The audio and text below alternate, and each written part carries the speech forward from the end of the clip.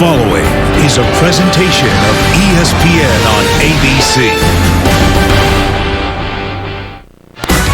Just a flawless evening in Charlotte. Welcome to the Dukes Mayo Classic on ABC, presented by Capital One. You can feel it here in the air tonight. College football, unfiltered, unmuted, bright, technicolor, high decibel. We have all waited for this. A top 5 collision to kick off the season. SEC, ACC, the Georgia Bulldogs, and the Clemson Tigers. Feels special and rare, and this is an age-old border rivalry to boot. Folks, welcome to our season debut. Welcome to Charlotte. Chris Fowler and Kirk Herbstreit. So grateful to begin our 26th season together in this project with a game like this. We know that COVID has not been conquered. We know folks are facing challenge all around the country. But tonight, for the folks here, maybe for you at home, it just feels like that is set aside a little bit, and this is a celebration of everything we love about this game. Yeah, the passion, the energy that was missing last year as far as stadiums were concerned. We've been watching football since Thursday night, and we've seen these crowds. And now to walk into this stadium here in Charlotte, 2 incredible fan bases with Georgia and Clemson, and to get out there for pregame warm-ups. The coaches came over to us, almost tackled us. They're feeling that same energy, and I know these players are too. It's going to be a lot of fun.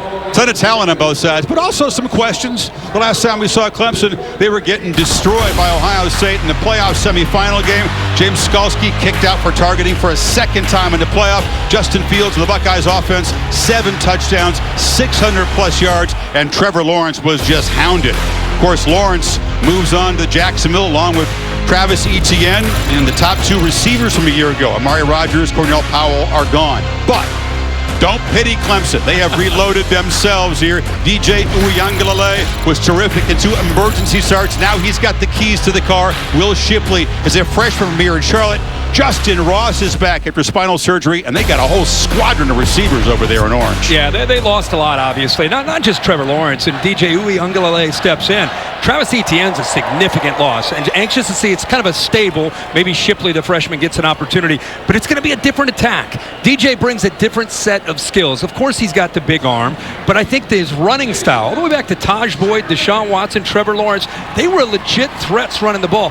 He's more of a physical, almost like a tight end. How do they utilize him in the run game and play action? Because they got to make plays vertically in their pass game to win tonight. If you think of big picture, the loser's not out of the playoff picture. They just have no margin for error, and that might put even more pressure on Georgia. You know the recent history of the Dogs. The monster recruiting class is so close to a championship in 17, lost in overtime to Bama, lost the rematch, got clobbered by LSU in Atlanta, and then lost the division to Florida. They are picked to win the East this year. If they get out of this one, they're rolling forward. I would defend Kirby and say they've been close. I mean, to climb the mountain, you need to stay healthy and catch breaks. He's got a quarterback in Chase Daniels. We got a taste of him last year. 4 games after he recovered from the knee, and he was electric. Had the whole offseason to build their offense around him. They're confident they can get off to a hot start against a great team tonight in Clemson.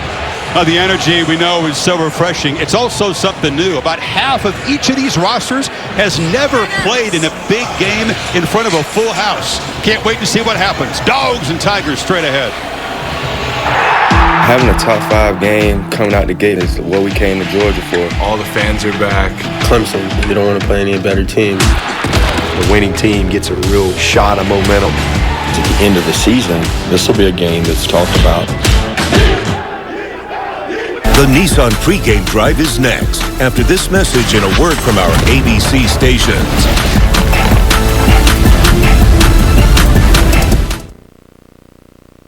New customers get our best deals on. Welcome to the Nissan pregame drive. Nissan, premier partner of the Heisman Trophy. Tigers and the Dogs, no doubt the showcase game of this long holiday weekend, but it has been something we haven't seen in this sport in a long time. Good games beginning on Thursday, and today a Big Ten collision in Madison. Penn State went on the road, conquered the crowd in a defensive struggle. Scoreless at halftime, Kirk. Noah Kane broke a 10-10 tie, but they missed the point, and the Lions defense had to hang on. Yeah, the defense played great all game. Wisconsin coming up with a drive late, and it took Brown right here to secure the victory. Comes up with the interception. Penn State's defense, the difference in the red zone today to give the Lions a win at Camp Randall. Penn State hosting Auburn coming up. Meanwhile, Alabama and Miami and Atlanta, and the Crimson Tide reloading. Don't miss a beat. Bryce Young in his first game looked like he's played the game for 12 years. Yeah, I was going to say, we knew this team would be great defensively. This would be one of Nick Saban's best. But the offense, with Bill O'Brien coming back from the NFL, Bryce Young, a new quarterback, here a transfer from Ohio State, Jamison Williams, for a touchdown. They look like midseason form. Lost all that production, second most in all of college football. There's Nick Saban jogging out to the 50 to meet Manny after another win. Bryce Young, 4 touchdown passes in the first half. But number 2, Oklahoma, 2 picks by Rattler. He threw for 300, but they gave up a ton of yards to Tulane. Iowa looks really good. They really do, and the Ducks held on, got pushed. We thought they might get a test from Fresno State. They hold on. They head to Columbus next week to take on Ohio State. All the charged up emotions tonight, but a couple of guys extra incentive because they come from right here in Charlotte. Trenton Simpson is an edge pass rusher for Clemson, number 22. Keep an eye on him tonight. He will try to wreak havoc on JT Daniels in the pocket. You can see what it means on his face to be back in his hometown. Jordan Davis, big body in the middle for the Bulldogs. Big personality, also comes from Charlotte. It is hard to move that mountain of a man out of the middle. Can he shut down Clemson's running game? North Carolina, an important alumni base for both of these schools. Well, this has been the Nissan pregame drive. Kickoff from Charlotte is coming up. The Dogs and the Tigers. But now a look inside Nissan's Heisman House.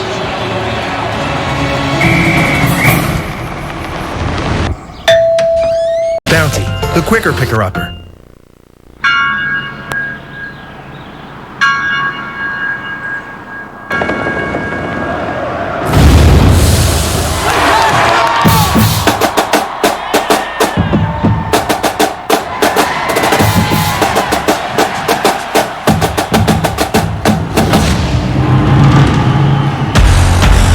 College football is not just the game. Not just the stars and the plays. It's so much more. The atmosphere, the look, the feel, the noise. And a stadium finally full of fans. Now, the best matchup of the weekend and maybe the year. He got it! What a catch! Oh my goodness! 2 top 5 teams with proud pedigrees. Highly touted QBs making their names. JT Daniels, DJ Uiagalelei. Touchdown! Yes! Welcome home, football. This is a statement game. This is what we do. The whole package. When Georgia and Clemson clash on Saturday Night Football. They first knocked heads back in 1897. This is the 65th chapter in Georgia versus Clemson, the first in 7 years. The stadium here has been Clemson Tigers home away from home. They've won 5 of the 6 ACC titles in a row right here in this building. Great to have the skills of Holly Rowe on our team this year, her 26th season covering college football. Welcome, Holly. Thanks for having me, guys. I'm here with Clemson coach Dabo Swinney. And, Coach, how do you want to see your team take the exuberance and excitement in this building but play within themselves? Yeah, just got to settle down and everybody focus on doing their job. The game, it's time to play. A lot of preparation. Now it's about doing. All right, so just see them do their job. DJ has done this job before, but now it's his team. What do you want to see him do well tonight? Just play within the system and respond. You know, respond to success, respond to adversity, lead these guys. Thank you, Coach. Quest begins for a 7th consecutive college football playoff, and can't wait to see how DJ Uiagalelei responds. Kirky's had a whole off season to study and be the guy. Preparation isn't the issue, but he can't bring all of Lawrence's poise and experience. Can he, his first game? I think he played a tremendous poise last year. James Skowski comes back, surprised a lot of people. But, you know, one thing about DJ, 6'4", 250 pounds. And JT Daniels, man, he plays with tremendous poise. Both these guys are going to have their moments and opportunities. I thought Dabo brought up a good point. Not just about making plays, it's about responding to adversity, because that'll happen. Clemson's a home team wearing the orange. They won the toss and deferred. Man, last year, And nothing like this. It feels great. Enjoy it tonight, folks. Zamir White, Eddie McIntosh, two running backs deep to receive the kickoff of B.T. Potter, who usually doesn't allow many returns. This one does reach the end zone, but McIntosh is going to bring it out. Runs through one tackle, fights hard to get out near the 25-yard line. These two quarterbacks, you got JT and DJ from L.A., and they did collide in a very fierce rivalry in L.A. St. John Bosco, Uyunglele, modern day. JT, this is a playoff game early in DJ's career, and JT had the better of him that night. Yeah, he is a little bit older, and these are two great programs. And you can see that time, modern day, one of the best programs out on that West Coast. Whoever plays quarterback typically has a lot of playmakers around him. Daniels was the third guy to start at quarterback last year for Georgia, went 4-0 as a starter, and lit up the stat sheet. Looking to throw in the first play, dumps it off underneath, and making the catch is the true freshman tight end, Brock Bowers from Napa, California. Welcome to college football. Yeah, they've been talking all camp about him. And take a look at our Chick-fil-A impact players. Zamir White get an opportunity along with James Cook in that backfield with a lot of injuries to receiver. Jermaine Burton, 7's got to get vertical and make plays. Brian Brzee, defensive tackle, 11. Last year as a true freshman, made an impact. Now has to go to another level. And 23 rather, Andrew Booth, their top cover man. And a false start there for Clemson. Tyler Davis, the big man in the middle of that defensive front, not there. Clemson. False start. Offense, number 54. 5-yard penalty. Second down. Clemson won't confirm widespread reports of a positive COVID test, but how much will they miss Davis in the middle tonight? Well, he's an enforcer, and you can see now we're going to have Row. And one thing about him is he's really worked hard. He came in at about 255 pounds, really known for his high school basketball skills, and he's gotten all the way up to 300 pounds. They said he's improved as much as anybody on that side of the football in camp. Penalty on Justin Schaefer makes it 2nd and 8 now. Play action, Daniels flips it short again. Second catch for Bowers, and the young tight end making an impact, but wrestled out of bounds after a short gain. And it was Alan Spector. Todd Monken, you know, they're known for their physicality. They want to run the ball tonight to set up play action, but they're expecting an aggressive Clemson defense and a couple play action passes early. Comes the pressure ball out quickly. Another short completion and a first down catch by Marcus Rosemary Jack Saint. And it's great to see him back, a guy who broke his ankle in the game against Florida last year. Great point. And good recognition by JT Daniels there. Soft corner on 3rd down. Goes into the boundary where he's got an easy throw and an easy matchup with that pre-snap read. Outstanding there by 18. All but talk about, we're going to come off the bus, run in the rock, pound the ball, Georgia style. 3 passes to start the game. Zamir White is the back to the left of Daniels. He's got it and has to sidestep traffic in the backfield, able to muscle for about 4. And Todd Monken, as an offensive coordinator, I think he would tell you he has settled in more now this year. He tried to build a new offense with quarterbacks and Dwayne Mathis and Stetson Bennett, who are learning a new system in the middle of a global pandemic with COVID restrictions. Tough thing to do, and then JT Daniels doesn't come on until the last part of the season. Now he's had an entire offseason to build this offense around Daniels. He knows the players better. The players know him better. So Georgia's confident that they're going to be much better with Monken's offense. Another flag pre-snap. Yeah, Clemson bouncing around quite a bit up there. Delay game. Defense. They signal a clap. 5-yard penalty.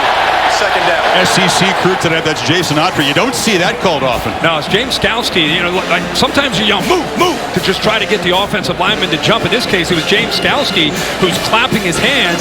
It's an indicator for the defensive lineman to stunt, to move, and bounce around. But the officials clearly thought he was trying to get an advantage there, and that's why they called the penalty. At age 23, he knows every trick in the book, the old man of that defense, but he got caught that time. So on 2nd and 1, he handed off left side, and barreling is James Cook. It'll be running back by committee. We'll see White, Cook, and Kendall Milton. It might be the most talented of all of them. Yeah, they will mix it in, but that time, let's give an assist to the offensive line on that left side. Really good job of getting their hips turned. Schaefer, 54, probably the toughest lineman, does a good job. Dogs playing with some tempo, and Daniels is not a runner. and gets back to the line of scrimmage. Consider that a win before Trey Williams tracked him down. Todd Monken taking a page out of the book of Ryan Day. Remember the last time we saw Clemson? It was a lot of confusion. Ryan Day and the Buckeyes, they got physical at the line of scrimmage. They mixed their tempo, they mixed their formations, and caused problems for Venables in the communication. They've worked very hard on trying to improve that, but Todd Monken trying to test him here early after that first down.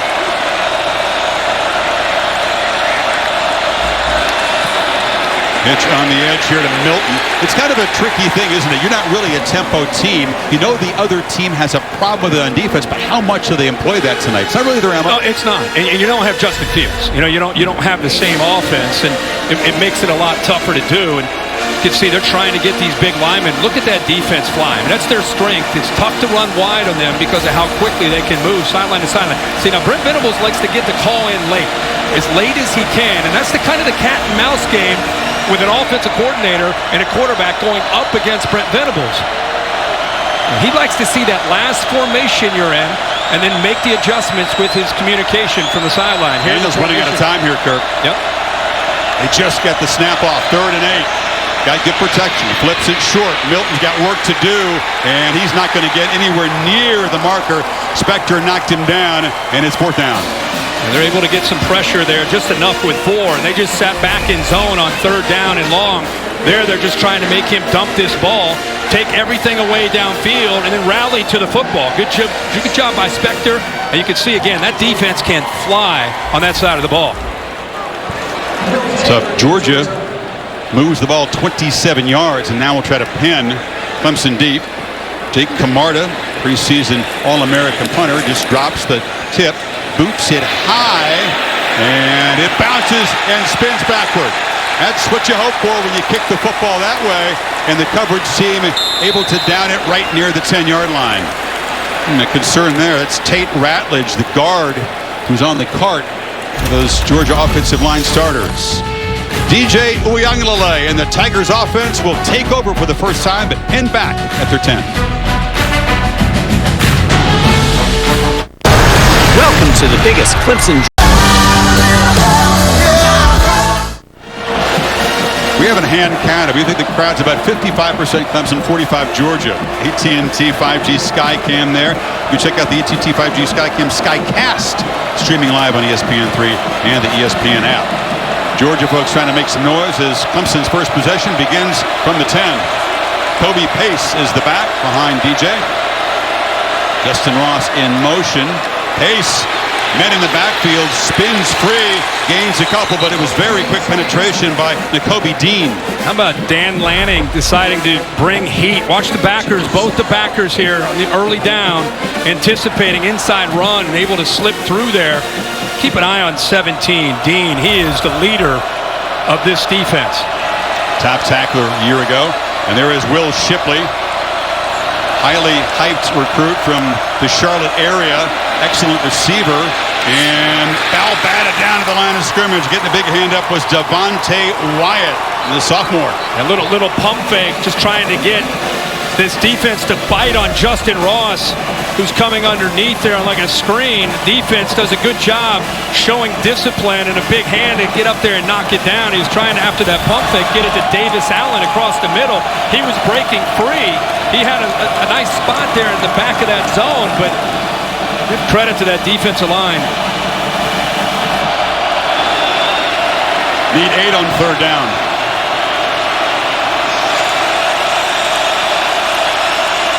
Dogs rush 3, drop 8, and they still get pressure and sack him at the 3-yard line. Nolan Smith knocking the big quarterback down. It's time for Nolan Smith to take his pass rushing ability and go to a different level. That was the hope, and that was the expectation. In the first 3rd down of the season, he gives Georgia fans a taste of what's to come. One-on-one against Jordan McFadden. Good coverage, by the way, downfield that eventually allows Smith to get home and come up with a big sack. Coach, when you get a 3-man sack against an offensive line, that is an ominous sign. You're right. Will Spires, super senior in his 57th career game, gets off a booming punt. And Kyrus Jackson Not maybe fully explosive. He's still got that brace on the knee, but he's able to take the return in there before the tight end. Yeah. Davis Allen down. Covering punch. Big stick. Dropping a wood. Big Davis Allen. Wow. If you have a typical airline credit card, Sling.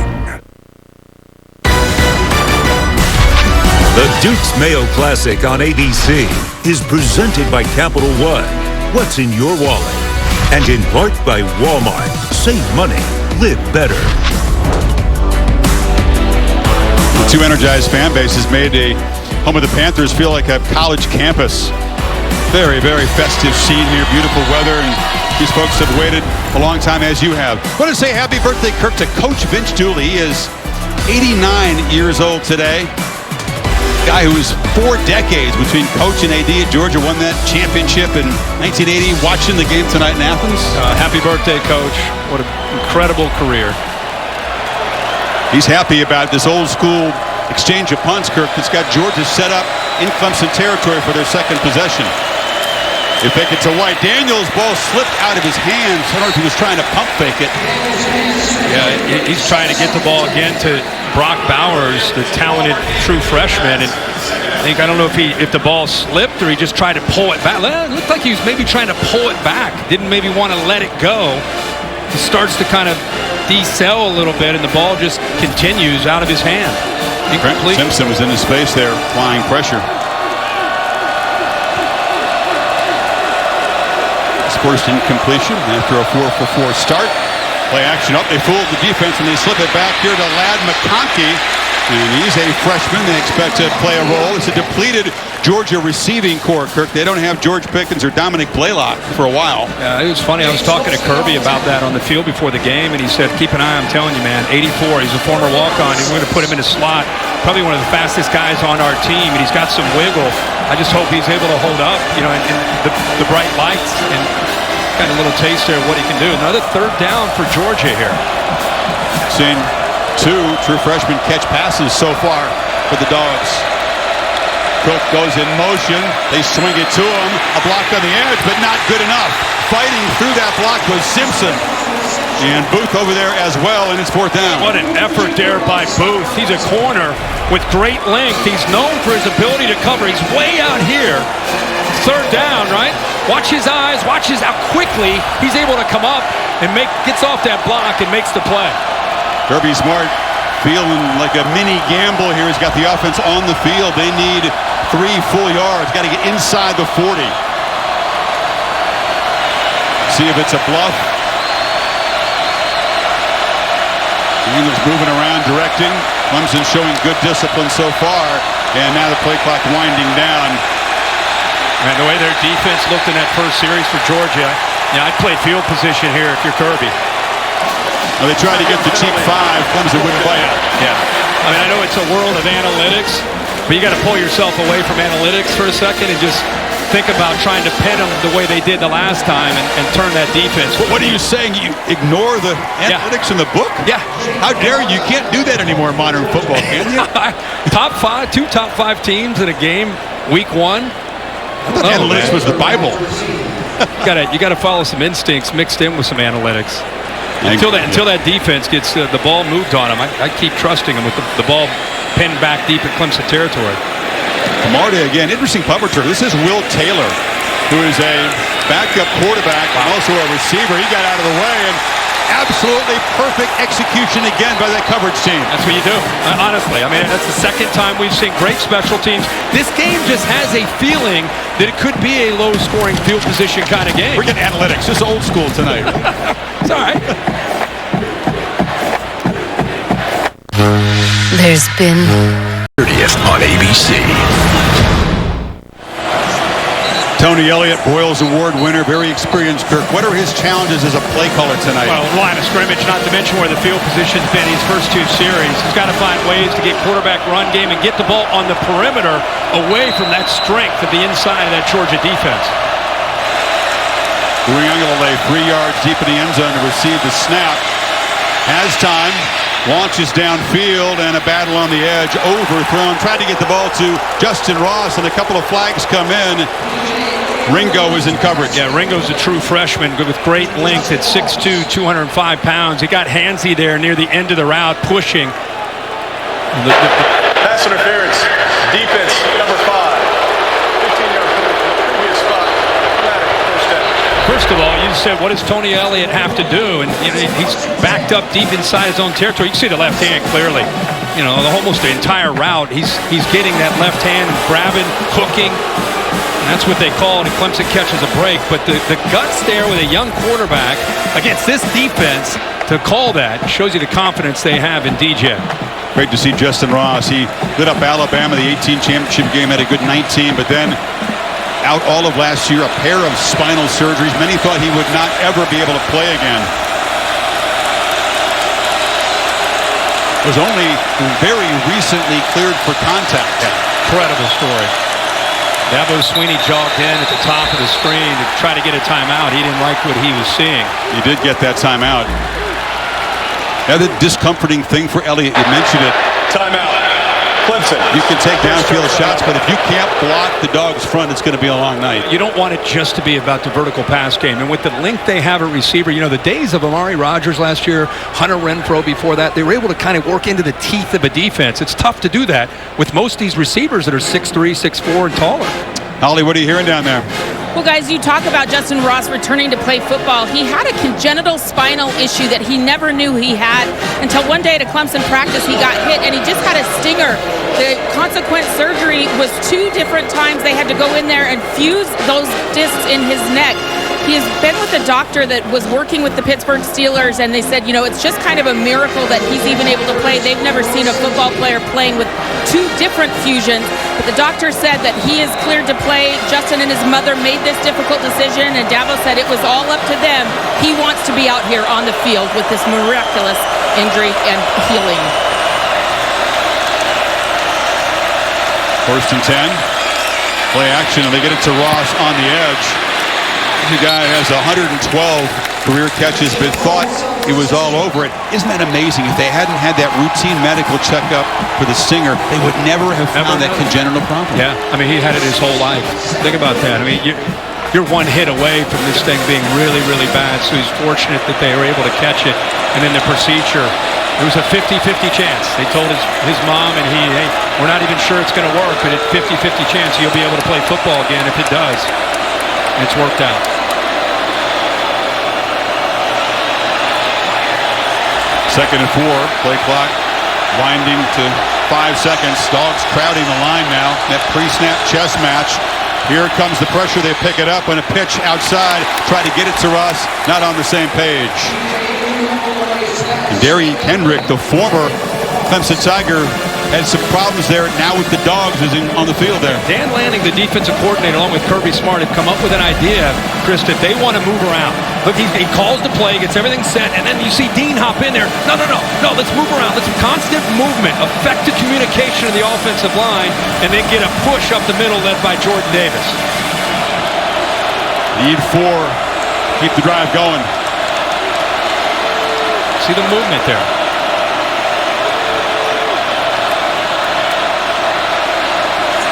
Here comes the pressure again. Uiagalelei sacked for a second time. They heated things up, and look out for Nakobe Dean. He's going to have a monster season. 17's a problem. Yeah, 17 and 7. They're very active with these inside linebackers. You're going to get pressure here. You're going to get pressure here. And watch the offensive line step down, and they're just overwhelmed on that right side. There's just not enough bodies there.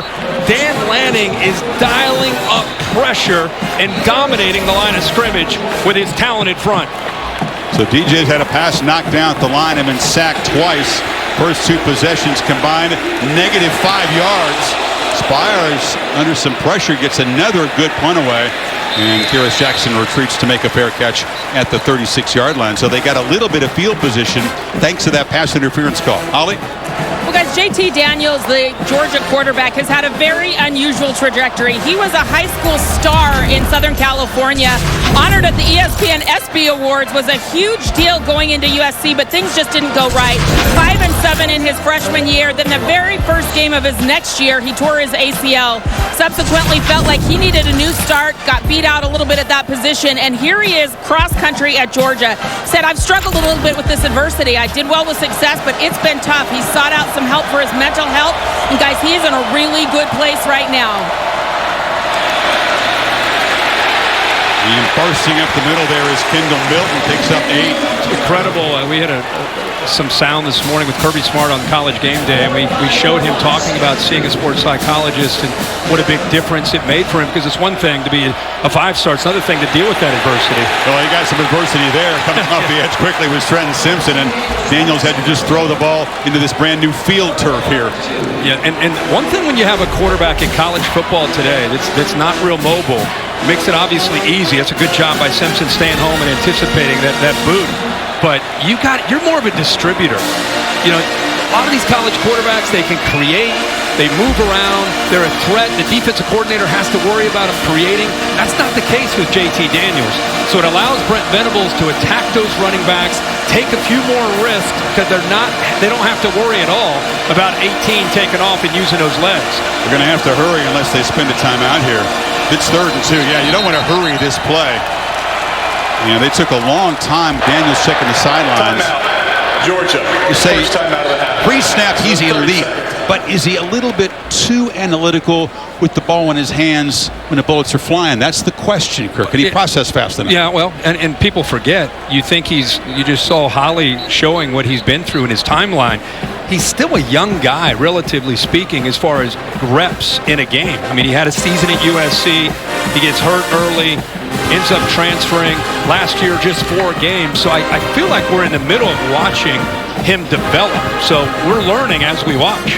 Yeah, the 4-game set, 3 of the weaker teams in the SEC at the end of the season. And then the best defense he played was the Cincinnati Bearcats in the bowl game when he played well. But it's hard to extrapolate that 4-game capsule into an entire season and think he's going to light it up. Many think he's the best quarterback in the SEC, though. Yeah, Bryce Young may have something to say about that. But again, because of his skill set and lack of foot speed, he's the epitome of he's going to be as good as the players around him because of that ability to distribute and make quick reads. White is the back.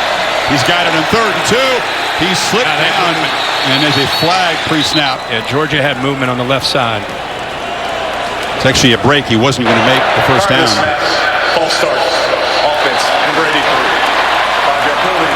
Yeah, we've seen evidence, Kirk, of what it's like. Again, it was muted. They didn't play in front of crowds last year. It is incredible how new it is for so many players tonight to play in front of a full house and this kind of energy in a big game. Right? Yeah, it's true. And I think even tonight, because of a mixed crowd, it's going to depend. There's Matt Luke, the offensive line coach. But it's going to depend really on which side of the field you're on. If you're looking from our game monitor, to the left is where most of the Georgia fans are. So when Clemson's had the ball, they essentially had felt like they were on the road in front of that Georgia crowd. Benny McIntosh goes in motion out of the backfield. Daniels is looking over the middle and airmail to try to get it again to the tight end, Brock Bowers. And a flag comes in right in the middle of the pit there. See if they grabbed him. And may have grabbed over the middle. Like a safety actually got up there and got his looked like Jalen Phillips. Pass interference. Defense. Number 25. The ball be placed with spot foul. Automatic first down. Good spot. That's who it is. Yeah, and he really didn't even need to do this. I mean, they're playing zone. See 25 right there? Just grabs a hold of it. The ball, I don't think it had a chance because of Skalski being there, but the Dogs catch a break on 3rd down and they come up with a first down.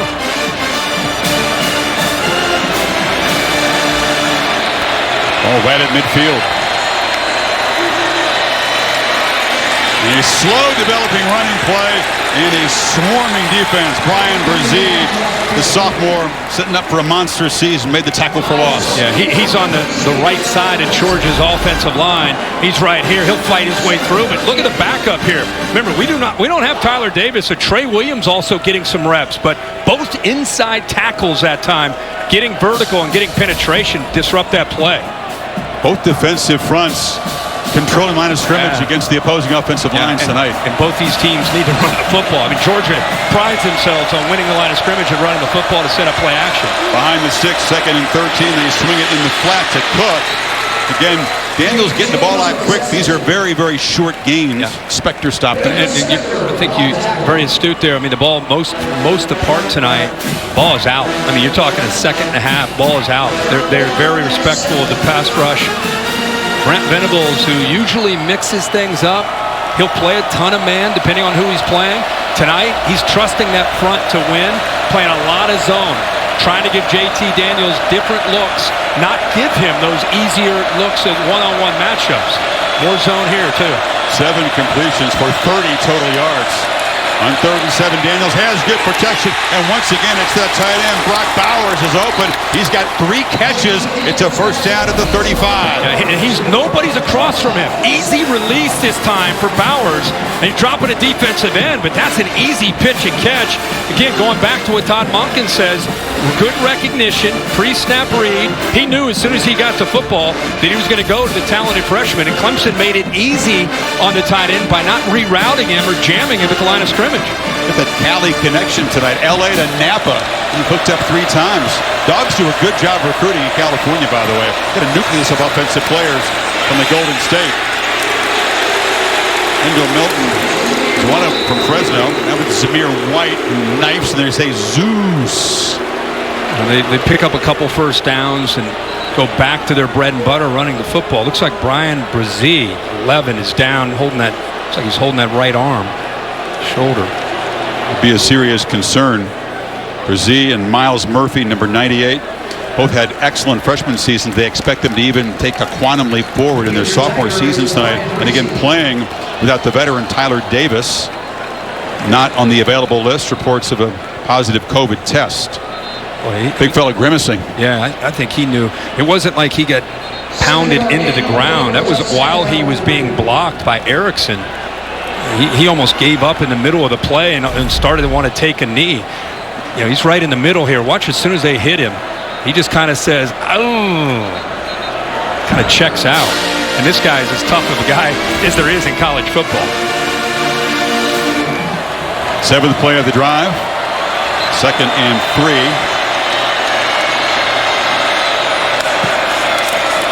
White. It's going to be tough. It's going to be hard-earned yards with the running game tonight. He dives down short of the marker. They're really going to test the depth of the interior. Remember, Tyler Davis already out. We've seen Brzee check out. So now Trey Williams is in there. Darnell Jeffries is in there, 90. But they're really working with trying to prove that they've got enough depth to hold up in the interior against a very physical Georgia offensive line. Tyler Davis and Brzee, you can put them in top 5 maybe as inside defensive tackles. On 3rd down, ball came out. White fell on his own fumble, and they do move the sticks. Lamonte Bentley made the hit. Bentley drilled him.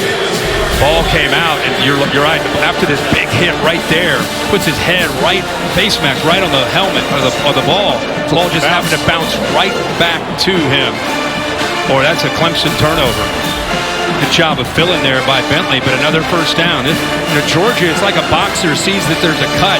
They start to see that they've got a matchup advantage in the middle. They're going to try to run that football in the middle of that defense. These are body shots. You want to keep the analogy going here. Georgia's run 19 plays. Clemson 6 so far. Daniels flips it one more time. It's the tight end, Bowers. Does a good job to slip a tackle. Fights for a couple of yards. Skalski eventually got him. Fortunate today with Darnell Washington out of the lineup. And got a young freshman, Brock Bowers, who, as I said, was a big story in camp. You know, sometimes players emerge. Oh, boy, now we have James Skalski, the leader and veteran. He's got the right arm hanging down. Yeah. But anyway, Bowers emerged, and very fortunate for Georgia's offense to be able to have him. Washington, very tall, athletic tight end, is a real weapon. He was in the walking boot before the game. John Fitzpatrick, another veteran, he'd been hampered in camp. So number 19 had to step in, and he's showing why they were so excited about him in Athens. Skalski made the tackle. Thing about Skalski, I mean, we're talking to him on the Zoom about when he gets into contact, he lowers his head. he's been thrown out of a number of games because of that, and I hope he's okay. Yeah, the last 2 CFP games he's played in, ejected for targeting. Milton is the back now and shaking at 8. Jake Venables in the lineup down the middle there. Final minute of the first quarter. Daniels, downfield shot over the head of Ladd McConkey, had him open. That's the first time they've actually tried to press the ball. Yeah, I mean, and again, they were able to get behind, right behind Goodrich, front of the safety, really a tight throw. Not a real tall receiver. Tries to go up and make a play on it. Pretty good throw, but again, you're trying to squeeze that in there between a corner and a safety with a shorter receiver. That's a tough ask, and James Skowski gets back in the lineup. Yeah, a short slot receiver, not the ideal guy to throw to down there. So Skowski, a leader in the middle. Tigers on 3rd and 8. Back off a bit, end zone throw, battle on the edge, flag comes out. Donnie Mitchell was defended by Mario Goodrich, and it's going to be pass interference. He threw it right away, and Daniels timed to throw the football. We wondered if that would be the case, especially in obvious passing situations. I mean, he just closes off the route. Goodrich doesn't allow him to go downfield. 2 fouls on the play, 1 by each team. Holding, offense, number 54. Pass interference, defense. Those fouls offset, replay 3rd down. So Justin Schaefer penalized for the 2nd time tonight. It's a break for Clemson. Nullifies the pass interference. And it'll be 3rd and 8 again. Bill Lamagna, great to have him in the booth as our rules expert again this year. Great to be back with you guys. I actually, looking at that play, thought the receiver was more guilty of contact and a push-off than the defense. The offsetting fouls. And Daniels rolls, dumps it short, and short of the first down. Catch made on the edge by Jermaine Burton, so it's 4th down. They'll need about 2. Real quick, Bill, I want to ask you, if the corner takes away the ability for the receiver to run the route, just kind of closes it off, and the receiver runs into him, is that on the receiver or on the defensive back? If he steps right in front of him and there's contact, it's nothing. But if he's there and the receiver continues to push off, then it's going to be on the receiver. That's what you thought maybe was there, okay. Another flag to sort out on this play. Offense, number 59. 5-yard penalty from the previous spot. It's Broderick Jones, inexperienced right tackle. So once again, that Georgia offensive line guilty of the infraction. It's going to be Chris, I think declined. they ended up calling it, poor guy. I think it was actually Saylor, the left tackle, who snuck downfield. They ended up calling it on 59.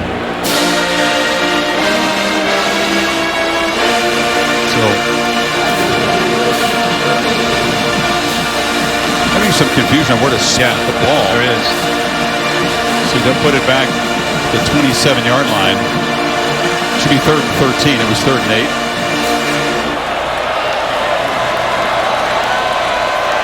Seconds ticking away. Doubtful Georgia will snap it before the end of the quarter, and they don't.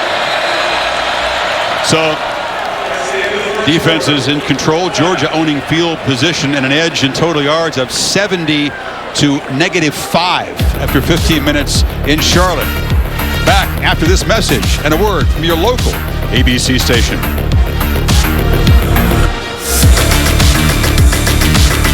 Can anyone fly a plane? I got this.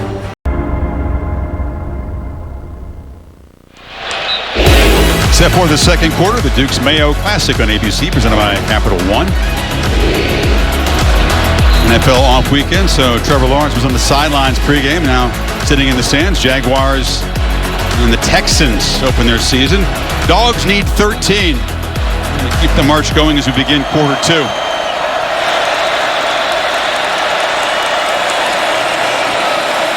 Tigers not showing pressure.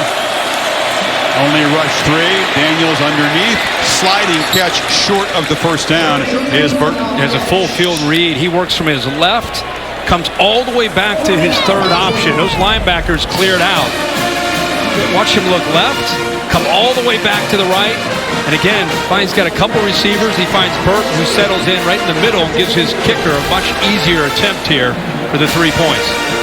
Got two solid kickers tonight for the Dogs as Chad Podlesny. Jack kicked a 53-yarder to beat Cincinnati. A virtual walk-off field goal in the Peach Bowl. And hooked this one. Hooked it. And a 45-yard drive produces nothing, and we're still scoreless. That's when I talk about how reliable. I know. MVP of the Peach Bowl. Hooked it badly. Yeah, I mean, the hold looks good. Yeah, he just hooked that. By the way, by missing that field goal, Clemson, who, by the way, in the first quarter ran 6 plays. They had 3 3-and-outs. They have 6 yards of passing so far, total yards -5, and they're going to start with their best field position of the night, starting at the 20-yard line. We'll see if Tony Elliott can find ways to get Uiagalelei a little comfort, get the ball to the playmakers. He's going to have to run the ball tonight, Chris. He's going to have to run. He's a big physical guy. They get up to Shipley. His hometown, and he is tracked down and dropped behind the line of scrimmage by Channing Tindall, the money backer. Tindall can fly. These linebackers can fly. Right here in the middle, it's Tindall from the backside who's able to read it right away and anticipate and then take off. Nobody's there to be able to pick him up because I don't think they expected that kind of speed running sideline to sideline. This is Saban protege. I love the name of some of the positions here. Money, Jack, Max, Star. No boring position names. Uiagalelei dumps it short. Ross is grabbed and fights free, but picks up a few, and now it'll be 3rd and long. Right now, because they can win at the line of scrimmage, and these backers are active, there's no fear of anything downfield. And it's allowing the safeties and the backers to let the ball be thrown in front of them on these quick, short passes, and then use their speed to chase the ball down. I don't think just watching this, you don't feel that these corners are overwhelmed or intimidated at this point in the game by these talented Clemson receivers. They have length, but I don't know if they have the speed to strike fear in this Georgia defense. Both Dogs' sacks have come on 3rd down. They don't bring heavy pressure this time. Shipley makes the catch, slips a tackle, and the freshman picks up a 1st down for the Tigers. Their first. He got out of the tackle of Dean that time. Yeah, you got to make a play like this. He's a running back he's a playmaker. He can do things like this in space, and he's got physicality to be able to break off of a tackle. An outstanding high school player right in this area. Went to Weddington High School, one of the top high schools in this state, and was an outstanding player, great lacrosse player. So, you know, he's fired up to have his first game in that uniform right here back home. 40 touchdowns last year in his senior year, 2,000 rushing yards. DJ's got it, rolling, and now just scampering out of bounds. He was chased there by Christopher Smith. You know, I keep going back to this because when Chad Morris first came here and they had Taj Boyd was a factor that defenses had to account for, whether it was scrambling or creating running plays within a zone read or quarterback keep. And then the baton was handed to Deshaun Watson. Same thing. He didn't run all the time, but he ran enough to make you have to respect it. Same with Trevor. And you would think with DJ, you're going to have to see more of that to make the defense realize he's willing to be a runner. The bigger the game, the more the quarterback ran for Clemson, right? Yep. From the pocket, gets it out over the middle. Caught on the slant there is Joseph Ngata, and the Tigers got something going now in Georgia territory. And it just feels like a little bit more urgency. Now they're really cranking the tempo after this 1st down, trying to get this Georgia defense on its heels.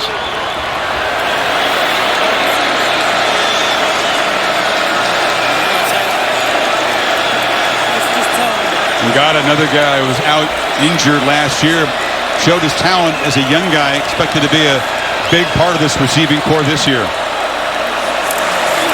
Messed up the snap. Uiagalelei lucky to field it on the bounce and will just power forward for a yard. It almost looked like he snapped that, like he felt that he was underneath him. Like Bockhorst, who's moved from guard to center, he looks like, did he snap this? It's almost like he stopped the snap halfway. I don't know what happened. Short armed it back. Yeah, he did. Other simple things, Kirk, aren't so simple, right? When you haven't played in a big crowd and a big game. Yeah. Opening game. That was a strange snap there by the big man.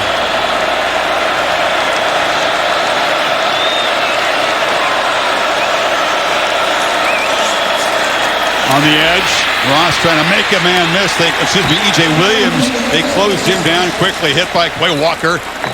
And number 36, Breeny. Yeah, that's Tony Elliott, the offensive coordinator and play caller. That's what he's doing. His answer to these blitzing linebackers and the physicality of the defensive front is they've got to get the ball on the edge. You know, we've seen the freshman Shipley make a play. We got the ball out to Nagata. They typically over the years jet sweep, quick throws to the perimeter, try to get away from that pressure in the inside. It's tough sledding there between those tackles. Need 9 on this third down.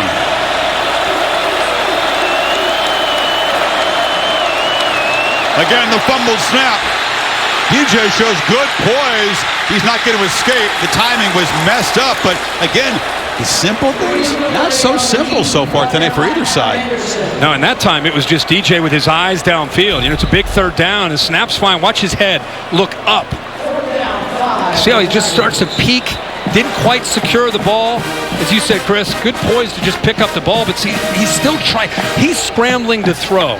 He's not scrambling to run. See him peek up there? That's what I just don't think he actually had the ball before he was such in a hurry to read the coverage that he didn't quite have the football.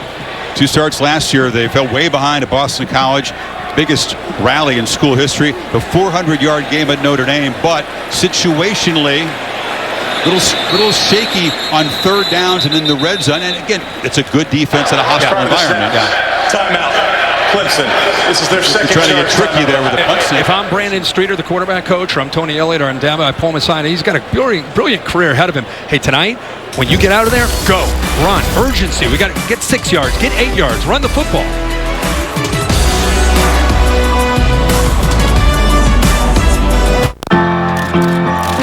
My work.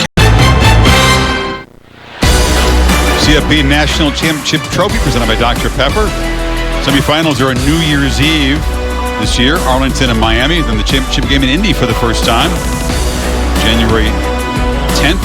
You're not handing that to Alabama and Saban quite yet? I'm not. No. They are you? They look pretty impressive today. I'm handing it to them because you got to earn it, but they look like very much the team to beat. Winner of this game could go to number 2, actually, with what's happened in the top 5. Oklahoma and Ohio State not being dominant. Chris Felica, the Bear, in his den for the Athletic Trivia question. Hello, gentlemen. Hello. Tonight's Athletic Trivia question. As you know, it's been a while since the national champion lost their season opener. All 28 teams in the college football playoff won their season opener. So who was the last national champion to lose their season opener? Was it Colorado?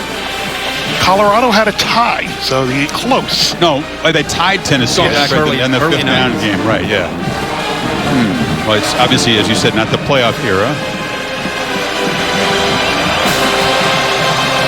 Ohio State won the title. They lost their second game of the year, right? Yeah. Milton barrels forward, takes a hit, gains 8. By picking up a few first downs, Clemson's again been usually close to their own goal line most of this first half. At least that time they pick up a few first downs. Good punt, good special teams. Now they get Georgia pinned back. Let's see if their defense can take advantage of that. But a good first down play by Georgia to get this drive started.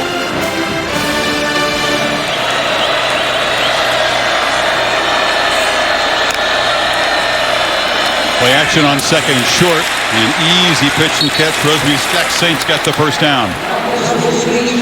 That's Georgia football right there with Todd Monken. Run the football, affect the eyes of the safeties and the backers, make them respect that aspect, make them hesitate, get the corners a little soft, and then quick, easy throws to the outside. The combination of those, and then they're going to take a shot. Jermaine Burton's 7.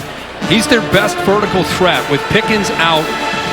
And Burton emerging last year, he's the guy on the top of the screen that can get downfield, catch you napping. All SEC preseason team. And they get out in the flat. No gain. They were all over John Fitzpatrick. Continue to feature the tight ends on short routes tonight. Yeah, I mean, these safeties right now, it's almost like Monken is trying to bait them. Like, oh, no, we're not interested in going downfield. I mean, watch the safeties. As soon as they're just flying down. They're not even thinking of, they're going to leave their corners on islands. At some point, you've got to do something to make them respected and try to stretch them. I mean, even though Booth at the top's outstanding cover guy, take some shots. Daniels again, quick throw. And catch is made by Ladd McConkey. Skalski tackled him a couple yards short. It'll be third down. And a lot of this has to do with what Brent Venables is doing by playing so much zone. There's some soft pockets where they're throwing that football. Third and short. Tempo didn't fool him. Brazil just muscled through a blocker and grabbed McIntosh. And that time they were ready for the fast pace. And it's fourth down. Yeah, they were almost anticipating it. Brazil works around, little stunt. He goes around all the traffic, and once the big man gets a hold of you, he's going to bring you down one way or another. Good job by Clemson against that tempo of being ready and flipping him around to free him up. It's a big stop for the Tigers defense. And Taylor is back deep to receive Camarda's punt.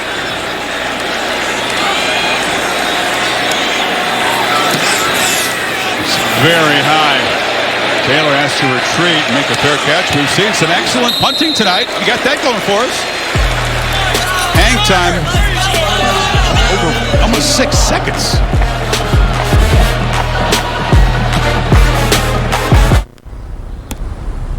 Oh, you do. Now featuring the single bacon king.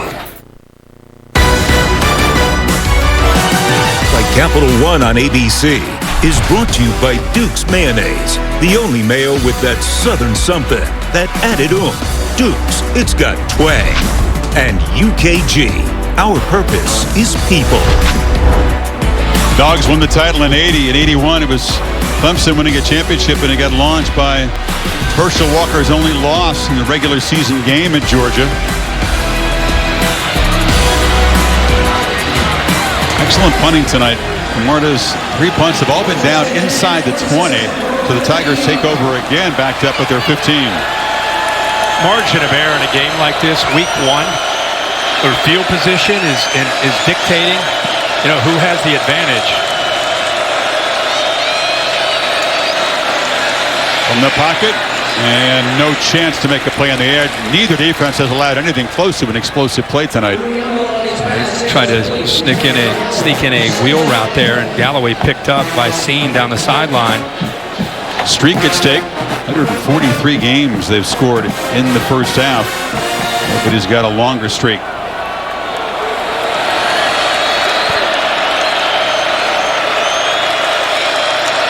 Second down, misdirection handoff back inside and going absolutely nowhere. Dixon Carter on the stop. This Clemson offense, people would say without Trevor Lawrence. I would say without not just Lawrence, but Travis Etienne. Clemson could not run the football last year. And they'll tell you, well, people crowded the line because of Etienne, so they had to throw the ball to him a lot. I would tell you, I don't think Clemson's offensive line was as good as they've been in years past. And now you take Etienne's playmaking ability away from this offense with an offensive line that's still trying to build continuity. Makes it tough. It takes away the running game. It puts it all on DJ in the passing game. Last third down, they didn't bring the heat. Now they bring pressure. DJ gets it out.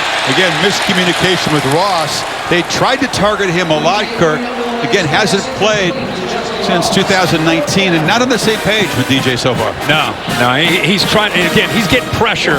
And, it's different between scrimmaging in August versus going up against a defense on national TV in a full house. He's getting his internal clock saying, I got to get the ball out. Ball's behind and early, and you see the frustration there with Ross kind of putting his arms up, wanting that football a little bit more out in front of him. Clemson had to run a man on late. They only had 10 on the punt team. There was Jackson back deep for the Dogs. Spires can do it all, kind of rolls out, kicks it Aussie style, but it's not very good. And it hit a couple of guys over there. Clemson believes they have recovered. Did it touch a Georgia man? Two guys were tangled up at midfield, but it took a bounce. Yeah, I think it hit. Definitely hit a Georgia player on the foot. And that is the signal. Clemson football at midfield. First really major mistake so far. Take a closer look. Yeah, I think it was Milton too. Watch his foot right there. He kicks the ball up in the air. just got the laces of the shoe on the laces of the football. Just barely grazed it if he did. Yep, it changed direction after it hit his foot. And once it hit, I mean, they're just nothing but Clemson jerseys. Again, week one in a game like this, two great defenses. It's going to come down to which team makes a critical mistake is going to be the team that ends up losing this game. See if Clemson can take advantage of it. Had some really good punts tonight. That was the ugliest punt of the night, but it created some chaos down there. They'll review the play. We'll take a break.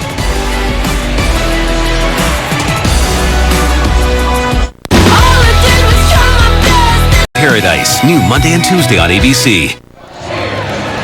Call stands, Clemson football, but whose foot did it hit first? Skalski?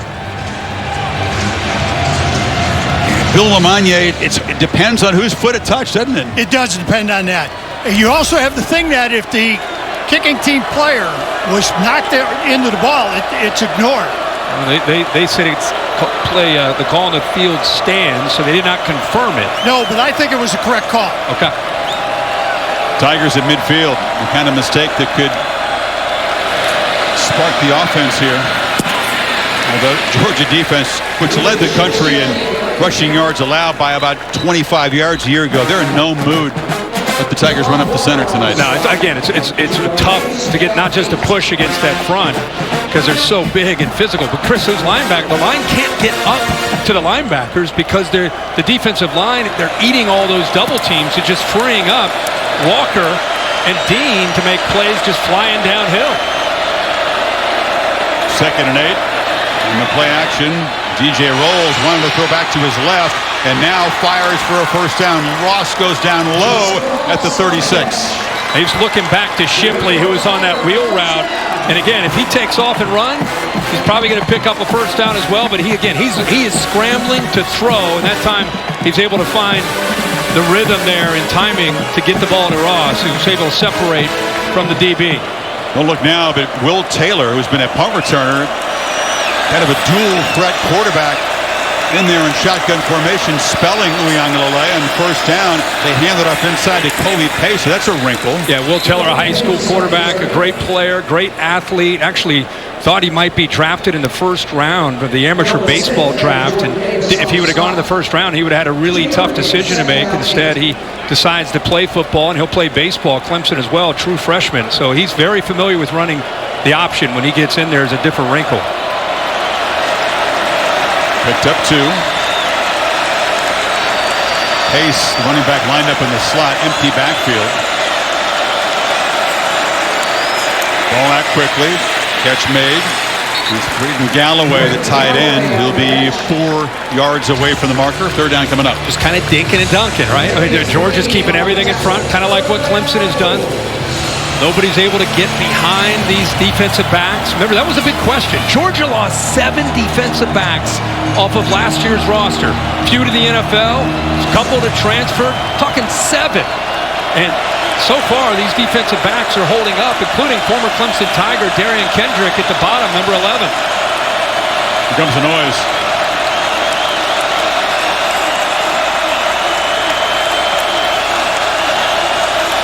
Play clock at 2. From the pocket. Intercepted! Jumping the route is Christopher Smith. A foot race. Can the quarterback catch him? He cannot. Pick 6, Georgia.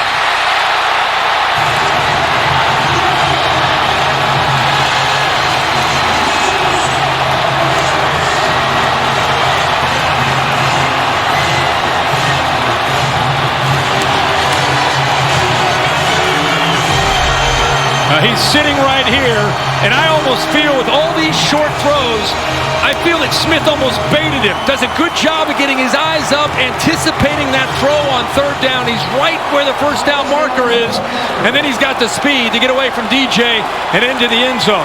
Great job of anticipating on third down by a safety in Smith, showing the instincts that makes him a really, really talented player. 74 yards on the return for the junior from Atlanta. It's the first turnover in the college career of Uiagalelei, and it's the first points tonight. The Dogs defense gets Georgia on the board. Thanks for having me, Scott. Of course, Tony. I am. New season, new studio. I'm Kevin Nagani. Coming up on the Dish Halftime Report, the brilliance of Bryce Young as Bama rolls. We'll take a look. Also, Penn State and Oklahoma, their defenses survive. Highlights plus primetime performers. Booger McFarland joining me in studio. We'll see you in a matter of minutes. Chris, Herbie, back to you. You got a fancy house there. That's a good look. Yeah, it is. A lot of highlights to go over, too. Georgia emphasizing more takeaways. That was not a strength of this defense a year ago. Only had 9 picks last year. Smith's pick 6, their first points of the game. Shipley will let it bounce over his head. A tough night.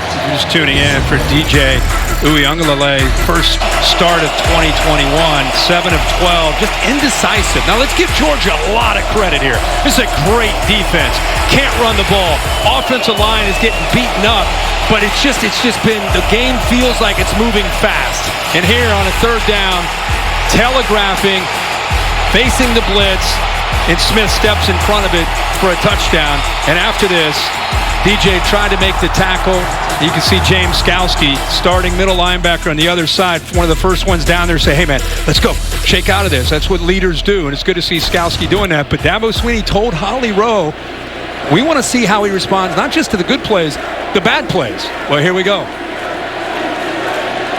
His streak of pass attempts to begin his career before interception stopped at 128, and that's Rosemary Jack Saint. We talked about the receiver who was coming off a broken ankle last year on that kick coverage team. Holly? Well, guys, Christopher Smith, who had that nice interception return for a touchdown. One of the things his defensive coordinator said about him that I absolutely love, he's 5'11", 190, and he said he's a little dog that thinks he's a big dog, and he had some bite on that play. But what was hilarious is he came over to the sideline. Guys are trying to congratulate him, and they're trying to put those savage pads on him that they have, that's their version of the turnover chain. Yeah. He couldn't get him on because he was sucking oxygen. He had to take so much oxygen.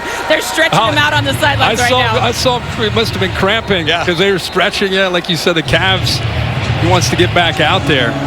I love an undersized, scrappy safety. And if you appreciate defensive football, what he did, Kirk, in that play, did his homework, studied tape, jumped the route, followed his instincts. Just a beautiful play. And he knew he had to blitz on that side, and he knew that the ball was going to have to come out quickly, and he anticipated that short, quick slant and that glance route. He just jumped in front of it.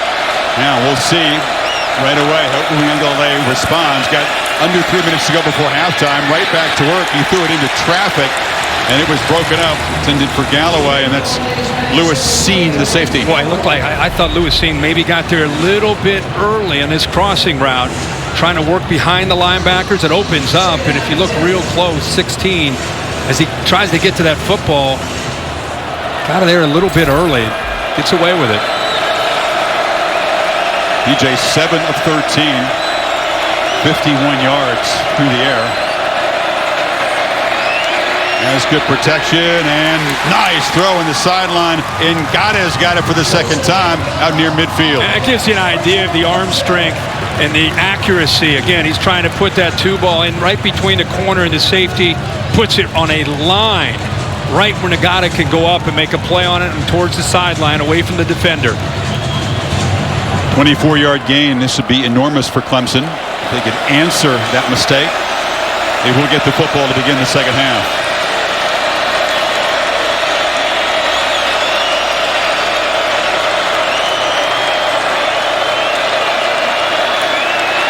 In traffic, play never really had a chance. They didn't get to it, but they affected the throw. Yeah, one of the things that Nick Saban has always believed in, and you see it with Kirby Smart, we're seeing it tonight with Dan Lanning, is sitting back with 2 safeties and take away the vertical shots. See, sometimes it's not about the sack. It's just about affecting him and slowing and affecting the rhythm. But you sit back with 2 safeties and they still can't run the football, that's a good night. That is a good night because it makes it hard to throw the ball. And if you're winning with that defensive line and those linebackers in the run game, you're winning as a defense.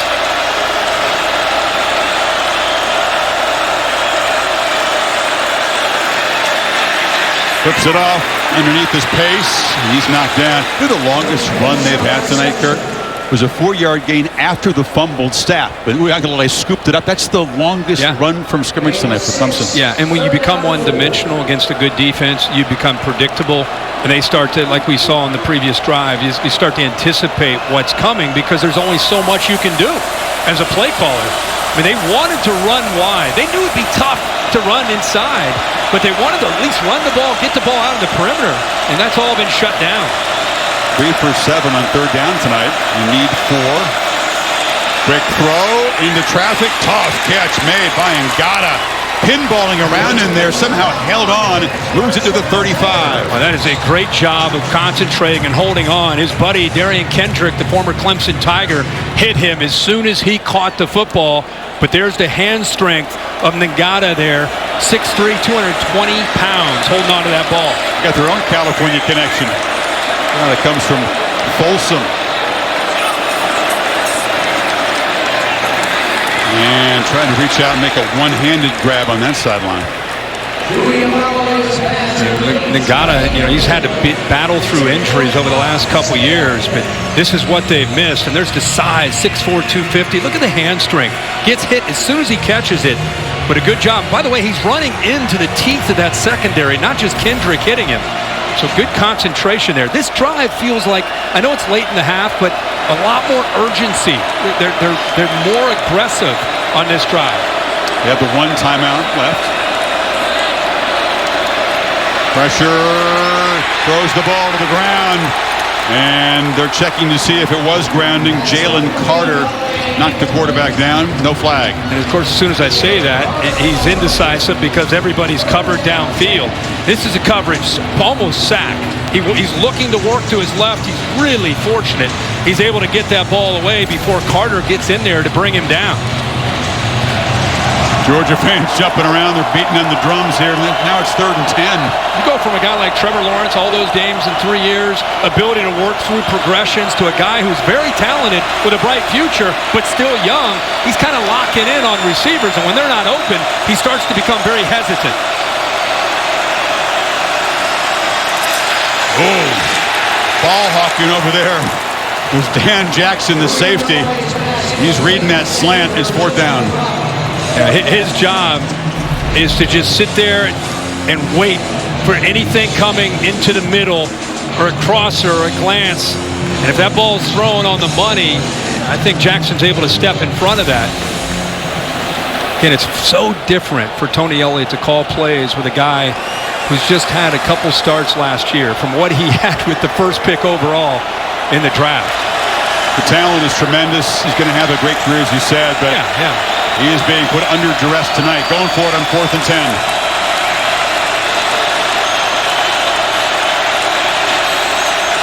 And he was stomping his feet like crazy, trying to get the Dogs to jump, and they wouldn't play a game. Offense, 5-yard penalty. So now they'll bring the punt team out. Does it surprise you they didn't run a play? No, it's 7-0, and Georgia has 7 on a pick 6. I mean, it's still it's first half. Yeah. I mean, you want to put Georgia back there, let them maybe work the clock and get off the field down 7-0. You go for that there, and you don't get it. You give JT Daniels the ball at the plus 40. At the very least, they're trying to get a field goal. So I think it's a no-brainer. You got to punt this ball away. Well, it would have been their own 42, I guess. But yeah, but still, I mean, you're a couple completions. I get it. Got a first it's a night for old school decisions here. Yeah. Spires boots it up. Jackson gets out of the way, and everybody in Georgia just runs away. No one was in with 30 yards of the football that time, and it's a touchback. They couldn't grab it. They were not going to make that same mistake. That's right. Let's go back to the Bear for the Affleck answer. I got nothing for you here. What do you got? Well, we asked tonight's Outdoor Trivia question, who is the last national champion to lose its season opener, inferring eventual national champion? Got it back to 1983, the Miami Hurricanes.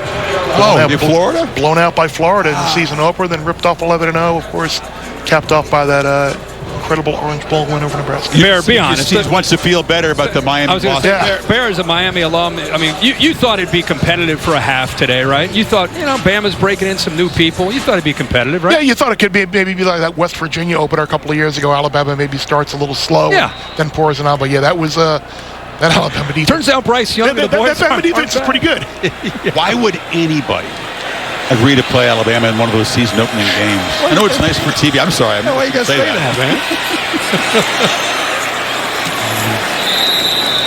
Cook knocked down after a short game. Dogs figured just to bleed this clock out. There's a aggressive pylon cam. Just nose over the plane there. Yeah, E.J. Williams with a good effort, almost able to pin that. But yeah, Georgia's very content. Even though they have not scored an offensive touchdown in a field position defensive game, to be up 7. You figured it would be defensive, but are you still a little surprised how defensive it's been? Yeah, been very surprised. Tigers' streak of scoring in the first half, which was the longest in FBS, will be broken. 90 yards offense for Clemson. And between the two teams, you feel like Georgia and Todd Monken have a little bit more traction. I feel like Tony Elliott and the Clemson offensive staff, boy, they got to go back to the drawing board to try to figure out what they can do to try to move the ball against this defense. Christopher Smith accounting for all of the points in this first half. The 74-yard pick 6. And the Dogs on top. Let's get into Holly Rowe with Kirby Smart. Coach, your defense has allowed just 1 yard rushing to Clemson in this first half. How do you describe the penetration and the pressure they're getting? Well, we got some good guys up front. They're doing a good job. They're doing some misdirection things. They're not really committing to the run either, so it's both ways. You guys had an offensive lineman go out early in this, and you've had to really switch people around. How can you get some running game going of your own? Well, we've hit some decent runs. We can't get explosive in the run game. We got to do a better job there. We lost Tate early. I don't know how bad it is. Warren Erickson, who has not practiced that much, has had to go in and guard. Thank you, Coach. Thank you. Referring to Marcus Tate, the guard who went out early, and both offensive lines, Kirk, have struggled mightily. Nothing close to an explosive offensive play for Georgia. Clemson will get the football to start the third quarter. End of 30 minutes in Charlotte. The Dish Halftime Report is coming up right after these messages. Kevin and Booker.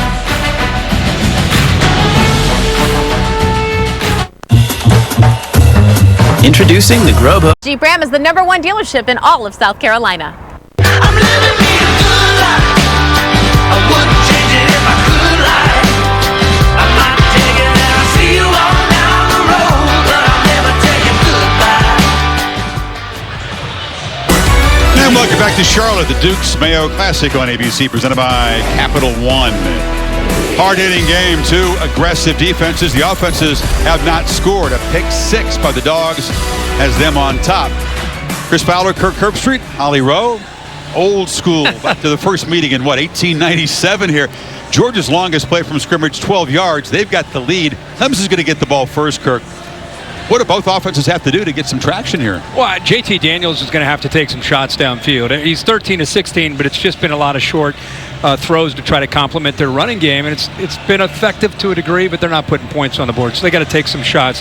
With what's happening with Clemson, I've said all along, I think DJ has got to run the football. They've got to implement. They can't win the line of scrimmage.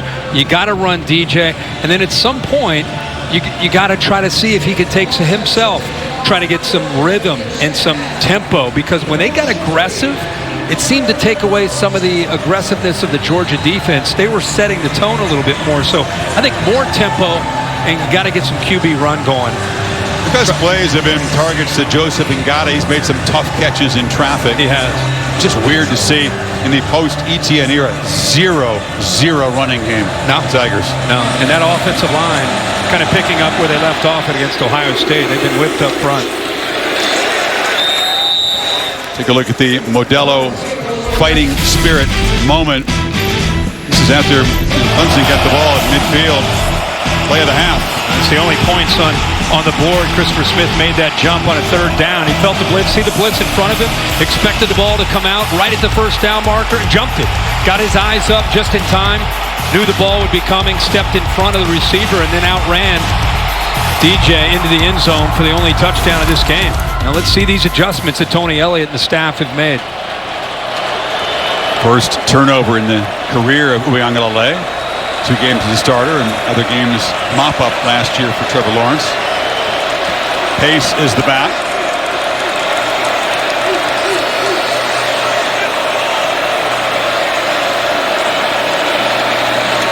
Handoff in the middle, nothing doing. Holly. Well, guys, when Dabo Swinney was coming down the tunnel to get back onto the field after halftime, he said, how about that heavyweight fight out there? It has been such a fun fight, but he wants his quarterback, DJ Uiagalelei, to calm down a little bit. He's like, DJ's just got to settle down, and we've got to communicate better. That pick was on Ross. He didn't run the right route there. He said, DJ's just got to quit overthrowing people, settle down. And he said, you know, really the MVP in this game has been the punter. We've got to get better field position.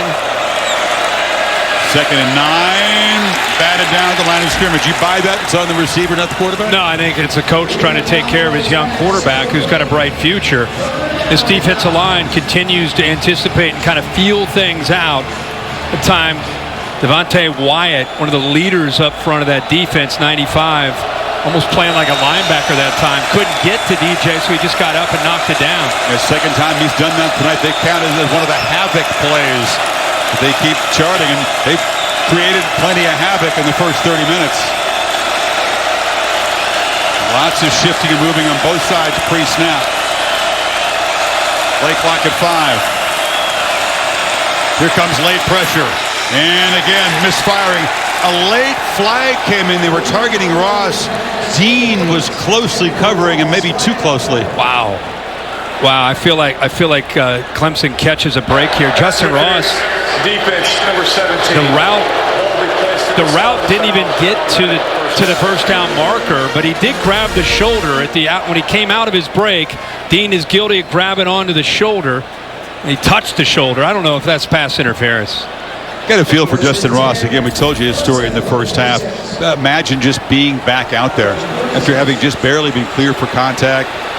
2 spinal surgeries. It's got to feel a little surreal for him, and he hasn't really looked like the Justin Ross of 18 or 19 yet. Well, he doesn't have Trevor Lawrence throwing an ETN behind Trevor Lawrence.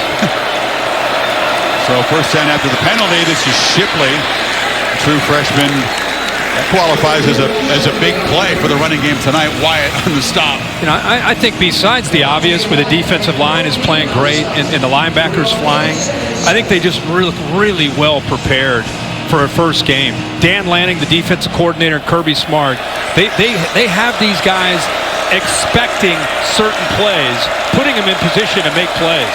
Late pressure again. DJ on the move, has to just throw it away. You got Lanning. You got, obviously, Kirby Smart defensive mentality. Will Muschamp's helping out, so a lot of defensive brain power over there. Yeah, absolutely. Again, there come the backers again. Backers are getting through. They're getting penetration. He just tries to buy time and just get rid of it. It's Dean again. Boy, Dean, we've seen Dean and Walker both blitzing a lot. Guards and tackles not able to pick them up because of the suddenness, and they're occupied with defensive linemen. Boy, Dan Lanning is dialing up tonight. Big Cinco, as they call it, 0 for Cinco. 5 straight incompletions. They need 7 on third down. 4-man rush. Gets it out. And again, it's Ngata. They left him alone there. Quarterback spots him first down in midfield. Yeah, that's a little bit surprising. You have a true freshman in Ringo, and I don't know if there's a miscommunication there, but I was shocked that he dropped. He was up tight, and then at the snap of the ball, he drops back. You had a couple defenders, and nobody. It makes it really easy for quarterback and receiver on third down. Not much has been easy. No, that time it was. Yeah. Here's a little reverse. Ross takes the scoop, and he is knocked down after a 5-yard gain as Elliott looks for those kind of wrinkle plays to throw off that pursuit. Over the years, I want you to think about this. Artavis Scott, Hunter Renfrow, Amari Rodgers. These receivers are tall. They're outstanding. But there's always been a shifty slot receiver in this offense when they've been great. It just feels like it's missing right now to offset just the more lean, the longer lean receivers.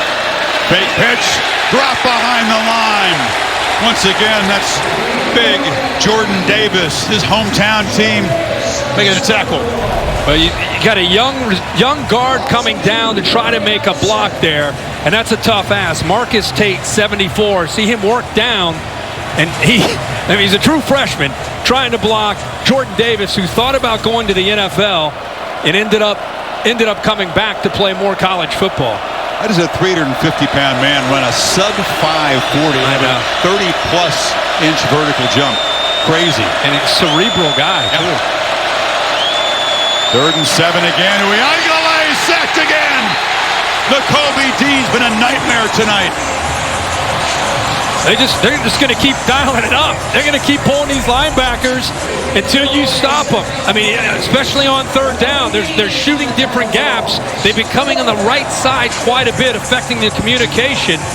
And, you know, Dean comes free, but give those big defensive linemen who are slanting and angling a lot of credit because they're eating up those linemen. And then you see Dean coming around behind that, effectively rushing the quarterback. Tigers run 8 plays, get a break on the pass interference call, but have to punt it away again. Jackson waves his hand and makes the fair catch at the 12-yard line. Still nothing for that Clemson offense so far. 43-yard punt. Georgia takes over from the 12.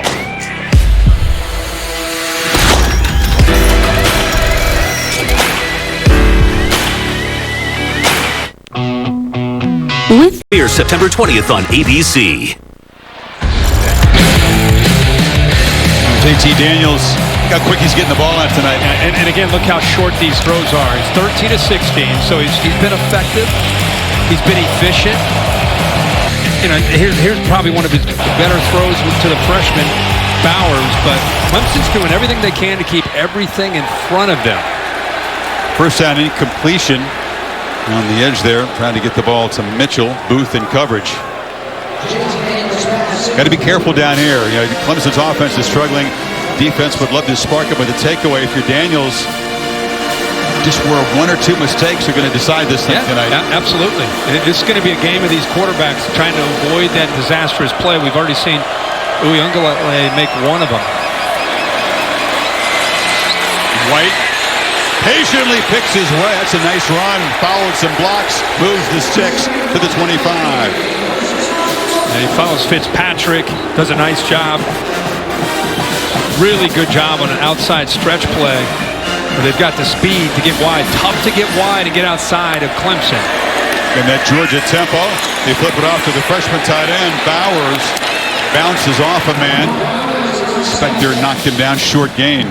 Nice debut for this tight end. How about Bowers? I mean, he's been playing high school football, and tonight, because of the entry to Washington, he gets a lot of opportunities. He had a great camp, one of the great stories that they said of all the freshmen.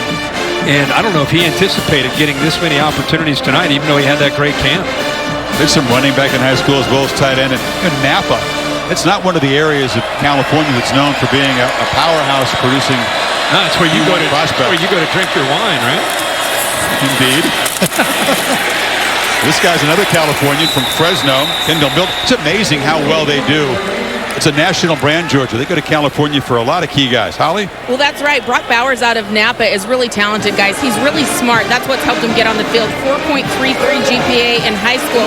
But how about this? He was a triple option quarterback his freshman year. He played outside linebacker, defensive end, returned kicks, and punts. Last year played wide receiver and running back. He's literally played everywhere on the field, so I think that's why he was able to pick up this offense. You know, Holly, there's a message there for parents. The versatility, playing all those positions has allowed him now to be a tight end where he's a better athlete. 3rd and 8, Tigers bring some pressure. It's picked up, and it's intercepted. Spector stepped in front of the receiver. And it's Clemson's defense turn to make a play. You had a feeling a mistake might be coming. Yeah, and I think JT Daniels got fooled because he thought Spector might stay to the inside on the tight end. He's right here. Tight end works here. He kind of sinks, and then he works to the outside. I think JT Daniels is thinking he's going to stay with this tight end, which should open things up out here. Instead, watch what Spector does. Works out to the outside, fools JT Daniels, and comes up with a big turnover that the Tigers need. So Clemson will take over at the 33, trying to finally find the end zone to tie this football game. All right, this is what you wanted. Uiagalelei, this is their opportunity. It's been a tough night for this offense, but Spector gives them great field position. You got to come away with points.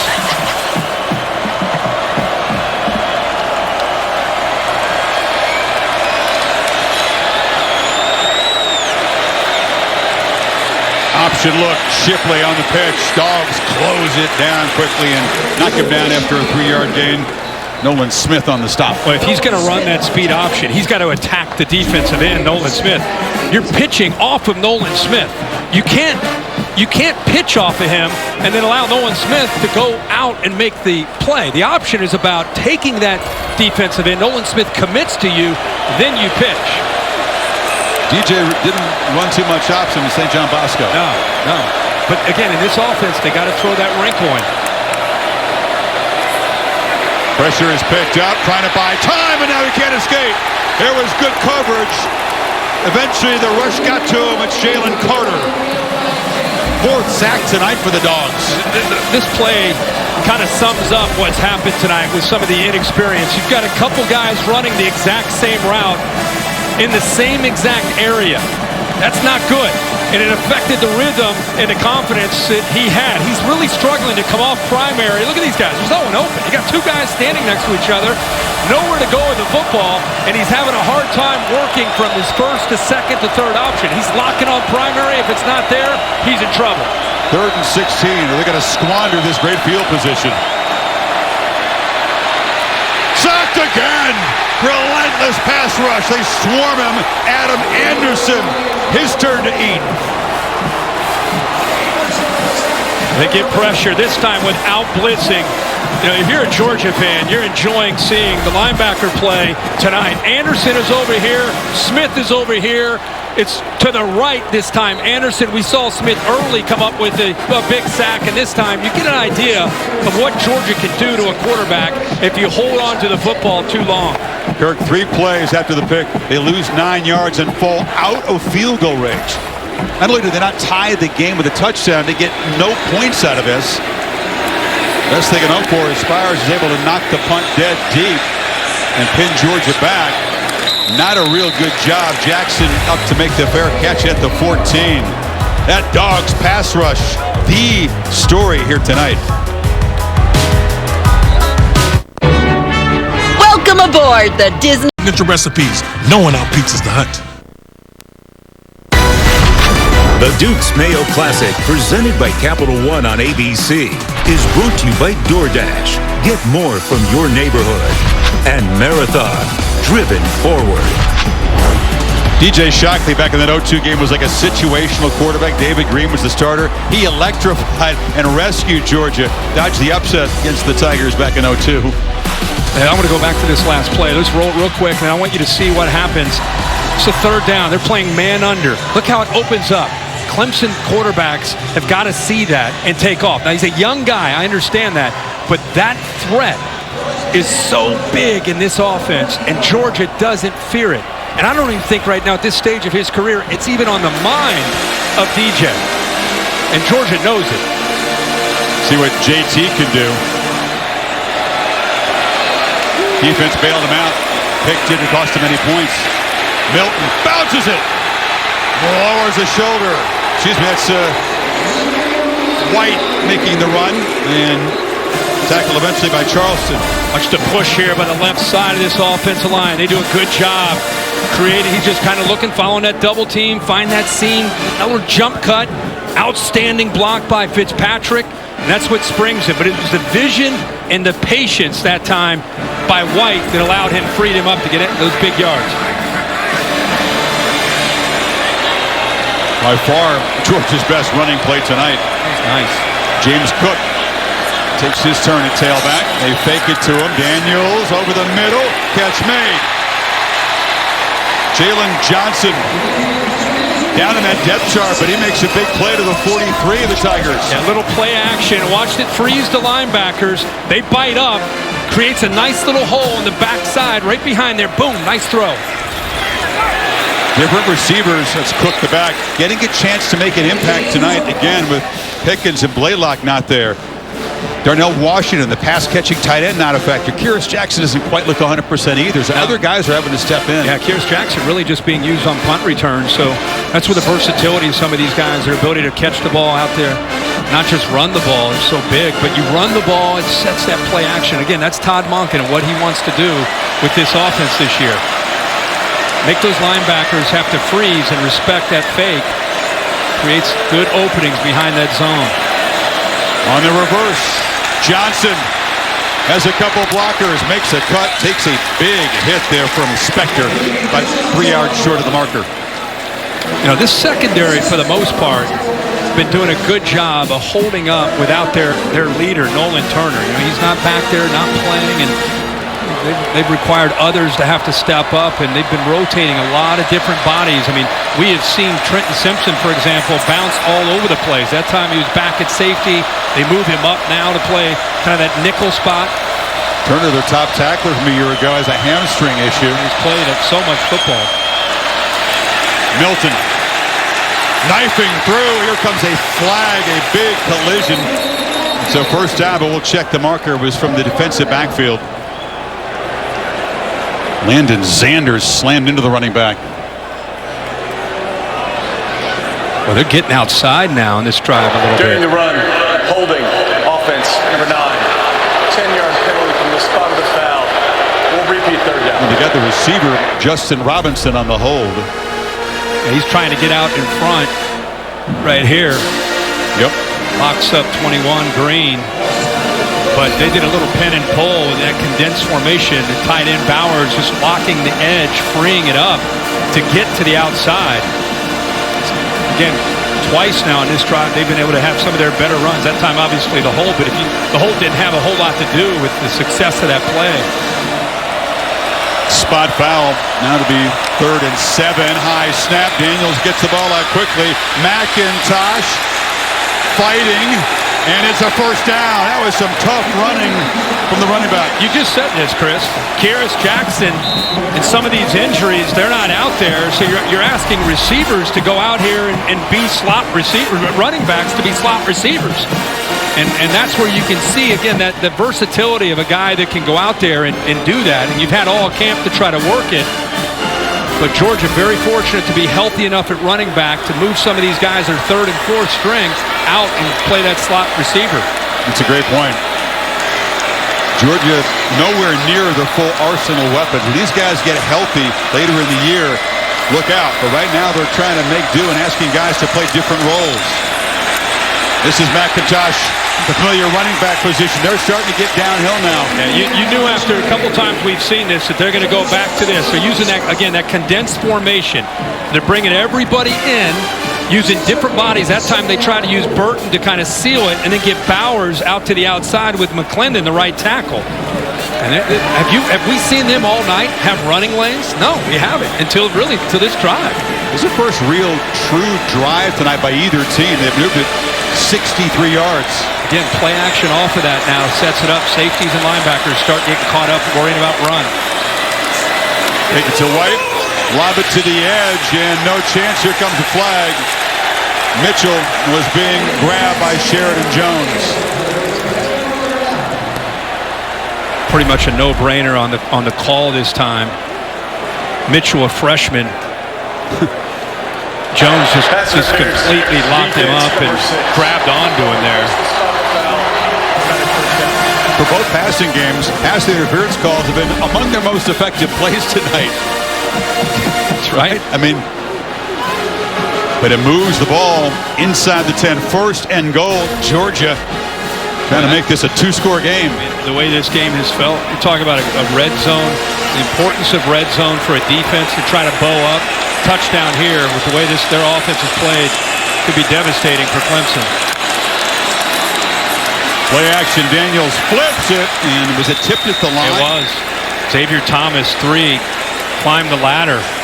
You know, he had such a troubled season in 2020 with COVID and just really was not able to contribute the way he had hoped, and went up to 290 pounds, dropped back down, got over COVID, 265 pounds, has had a great offseason, a great camp, is locked in, and that time not necessarily getting to Daniels, but that time, if he doesn't get a hand on that, that's some yardage there for Georgia. 3 receivers to the left on 2nd down. They get it back into the boundary there, and Burton into traffic, gets down inside the 5. Goodrich on the tackle. 3rd and goal. That's a simple play that you're going to get the ball to a guy that can be dangerous with the ball in his hands, and you got a couple tight ends in front of him that are picking up some good blocks. Clemson able to get off of those blocks and keep him out of the end zone. Remember, we just said pivotal point in the game for the Clemson defense. That's a huge 4-point play potentially. White's the back.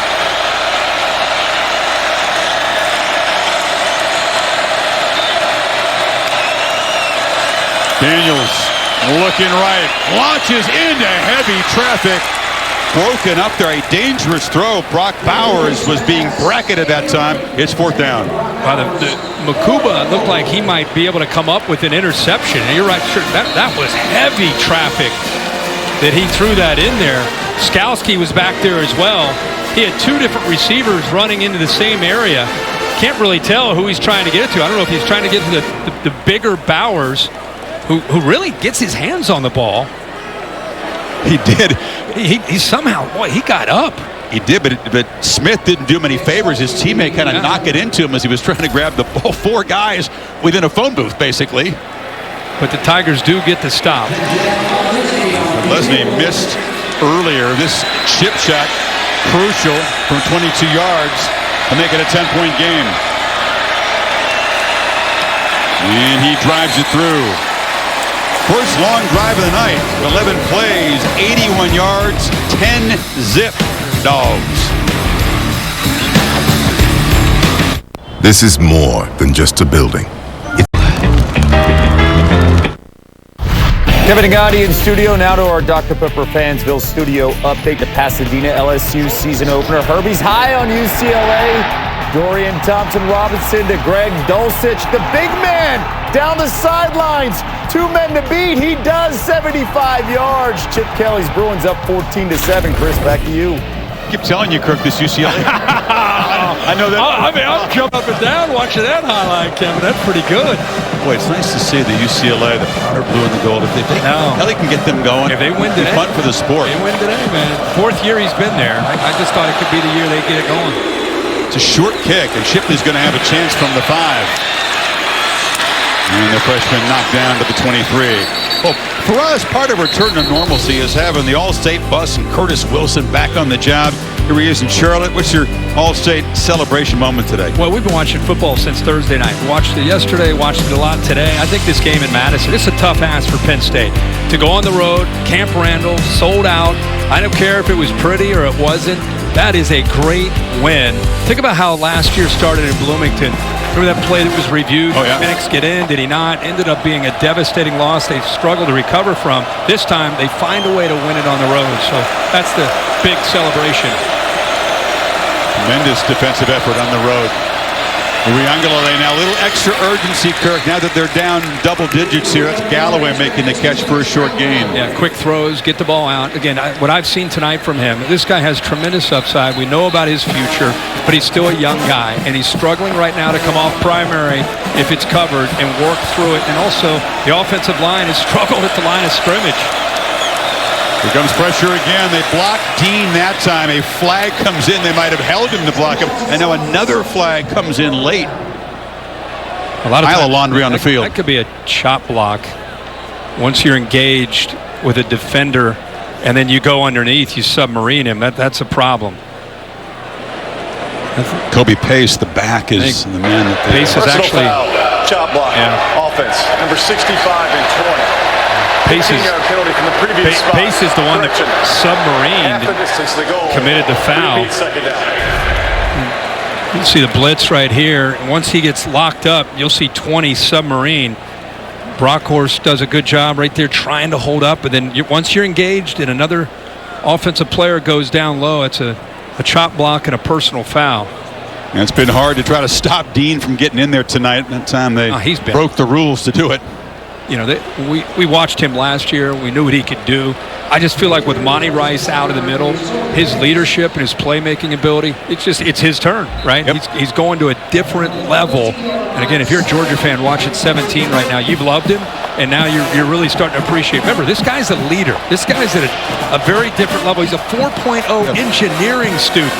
You know, coaches will say, we're watching film, and he's like, well, I got a big engineering test tomorrow. It's like, oh, well, you do you, man. You go do your thing. He uses part of the brain power on the football field, too. Absolutely. Serious leader and a tremendous athlete.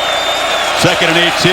Uiagalelei hesitation and just plows forward for 4 or 5 yards. Holly?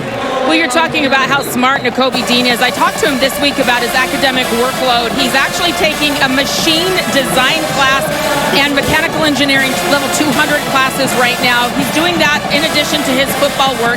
And you can just see how smart he is out here on the field. He's telling everybody else what to do. I've seen him correct guys several times. He also knows the angles. I just think there's something in that engineering smarts that's helping him.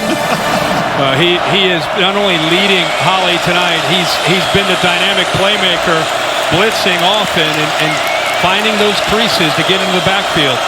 What do they got on 3rd and 14? No protection again. Sack off the edge. Trayvon Walker joining the party. A 6th sack. And they do a little twist stunt from inside and outside.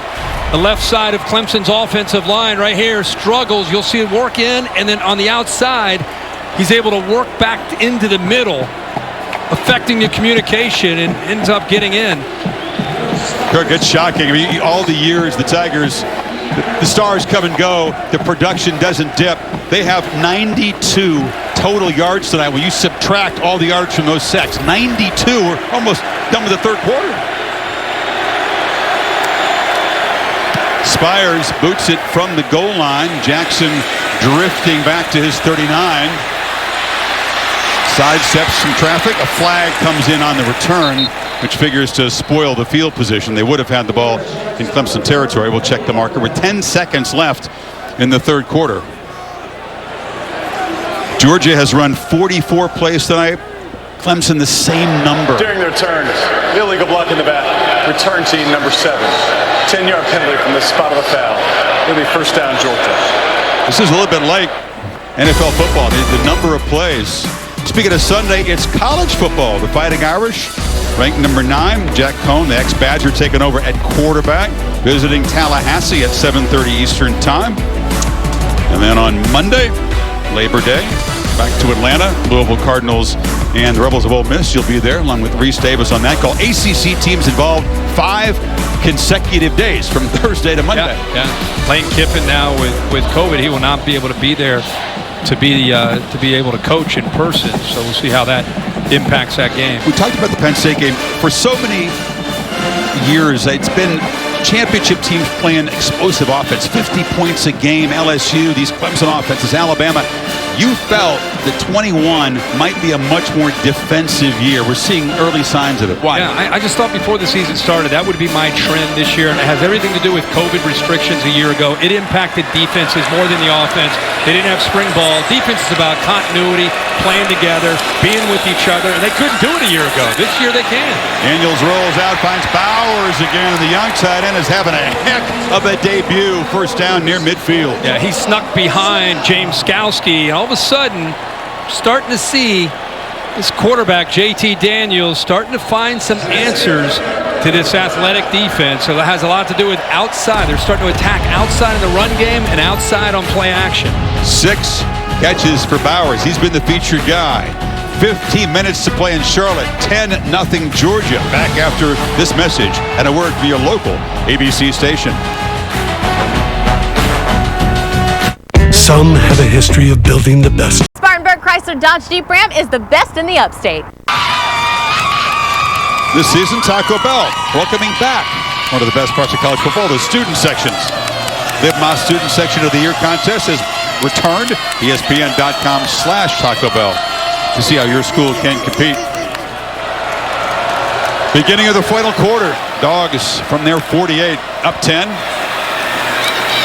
And off inside to White. What I'm excited about, Kirk, the return of all the things around the games that were missing last year. Both bands out here putting on a great halftime show.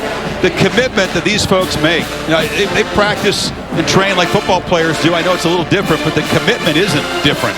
I'm a marching band guy. I mean, I love the marching bands, and I think it's one of the things that, again, separates college football. You know, the college football, it's a sense of community, the tailgating, the student bodies, the cheerleaders, the band. Boy, did we miss that. Soundtrack wasn't here last year. No. You're trying to pound away the middle. This is White for a short gain. It's going to be 3rd and 4. Spector on the stop. This Clemson defense is doing everything they can to keep them in this football game. But at this stage of the game, down by 10. Not only are they trying to hold up on third downs for Brent Venables, they're trying to create a turnover. I mean, they did it once, and the offense wasn't able to capitalize, but almost feels like the only way Clemson's going to score tonight is the defense is going to have to make a play. If you count that punt that touched a man's foot, that's technically a turnover. They've got nothing out of the 2 takeaways at all. And they had great field position both times. That's true. Daniels swarmed and sacked. This time it's the Clemson pass rush getting after the quarterback. Big Miles Murphy like a freight train. They bring pressure, and Murphy's going to work all the way around. Man-to-man, Brent Venables is playing a lot of zone. This time, he brings a twist of his own. Poor communication up front. I think it surprised them. He hasn't shown a lot of that kind of pressure, but at this stage of the game, we just talked about running out of time, need a stop, need a big play, and they get it from Murphy. The Georgia fans would be excited that we're now in the 4th quarter. That's the first sack that they've given up to this Clemson pass rush. Tigers does their job, though. The defense does its job getting off the field. And Taylor makes the fair catch. Once again, though, not good field position for Uiagalelei. Your mom's got to go. She's family. She used second on ABC. Excellent. This week's college football rankings brought to you by PlayStation. This is the AP poll. I said earlier that I think the winner of this game, great chance to move up to number 2. Oklahoma escaping against Tulane. Yeah, I think Oklahoma, it was almost like they got up big, and then they, like last year, they took their foot off the gas and almost caught them. Alabama was just at a different level. All the teams that played, they looked incredible. All right, Clemson, how many more possessions will they get? Down 10, backed up, pass rush again. Uiagalelei escapes. At least he doesn't get trapped behind the line, able to get about 4. He just reminds me of a young guy whose mind, sometimes you watch a guy like a Trevor Lawrence or a Joe Burrow, and the game looks like it's slow, like the game is slowed down. This is an example where the game is fast. It's almost in fast forward. The coverage, everything he's seeing, it's happening so fast. And against a good defense, it's a bit overwhelming for him. Off the play action, back pedals, delivers underneath, but they are all over. Tight end there. Tyndall. And there's just nothing that's threatening this defense downfield. They're sitting back with 2 safeties, nothing at all. So it allows these linebackers and the safeties to let them hit these little dinks and dunks and then just rally. Let them make the catch. Use your athletic ability. Well, they're 3 for 12 on third down, and 5 of Georgia's 6 sacks have come on third down. Is the pressure going to come from out here, or is the pressure going to come from the backers? Then Jay Dixon, hadn't had a touch tonight, is now in the game at running back. And false start. Now it's going to get even tougher on third down, Kirk. They didn't hear the whistle, ended up knocking down the quarterback. Caught a break there on the false start. Dabo's upset because they hit his quarterback. They did. They didn't hear the whistle. Yeah. Prior to the snap, false start, offense, number 71, 5-yard penalty. I mean, is this just a great opponent? Should Tigers fans be extremely alarmed with this offensive line going forward? The offensive line was the question coming into this year and after that Ohio State game, and it continues to be the concern. You got to build continuity, and you got to find some guys that can handle a pass rush. The thing is, how often are they going to see this kind of defensive line and linebackers the rest of the season in the ACC? The third down was a nightmare in that game against the Buckeyes that you mentioned, and has been again tonight. Now they need 9. Allen comes in motion, 2 by 2. Uiagalelei from the pocket delivers downfield, and running free is Ngata, and that's the huge play they needed. They're in Georgia territory. Yeah, a great job by Ngata getting off the coverage there by Kendrick, but it was the offensive line. We keep being critical of the line. They're not helping out. That time, Georgia doesn't blitz. They just bring 3. It allows the offensive line to give the big fella enough time. And the one receiver that's been able to get some separation is Ngata, and he comes up with a clutch catch on third down. Yeah, his 7th tonight, that one for 44 yards. Dixon, the veteran of this running back core, waited a long time to get involved tonight. Scoots for another first down. And also just good vision. That play was designed as an inside zone play, and it was just taken away. Remember how tough it is? We talk about the run between the tackles. He's trying to get the ball up in the middle, but right away he sees he can't get in there, but he bounces it outside of Walker Parks, the right tackle, and he's got speed. So the vision and the speed, one of the better runs of the game after that big completion to Ngata. They follow it up with a nice run that time by Dixon. That's their longest run tonight of 10.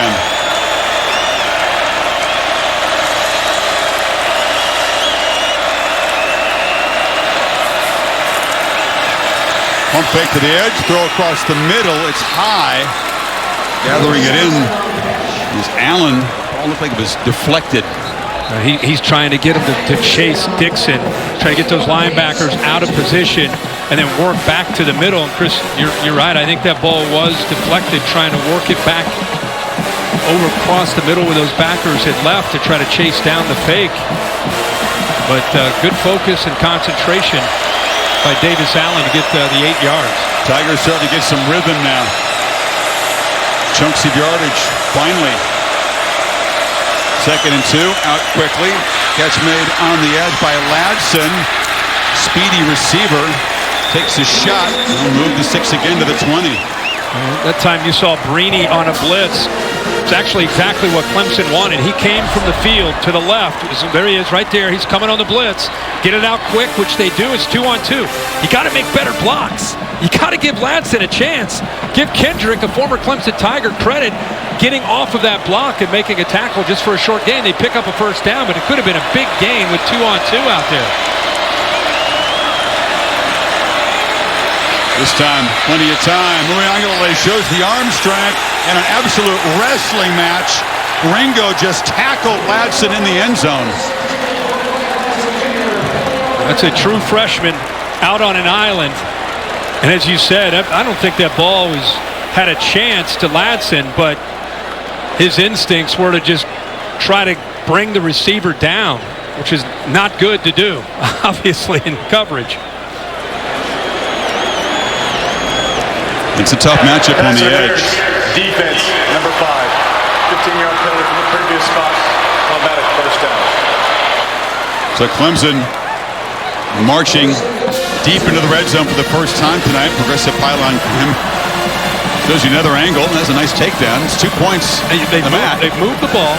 Now you have to punch it in. You got to give 9.5 minutes to go. Doesn't it feel like they're down 30? It's 10-0. It's 10-0 and 9.5 minutes to go. They've moved it 82 yards.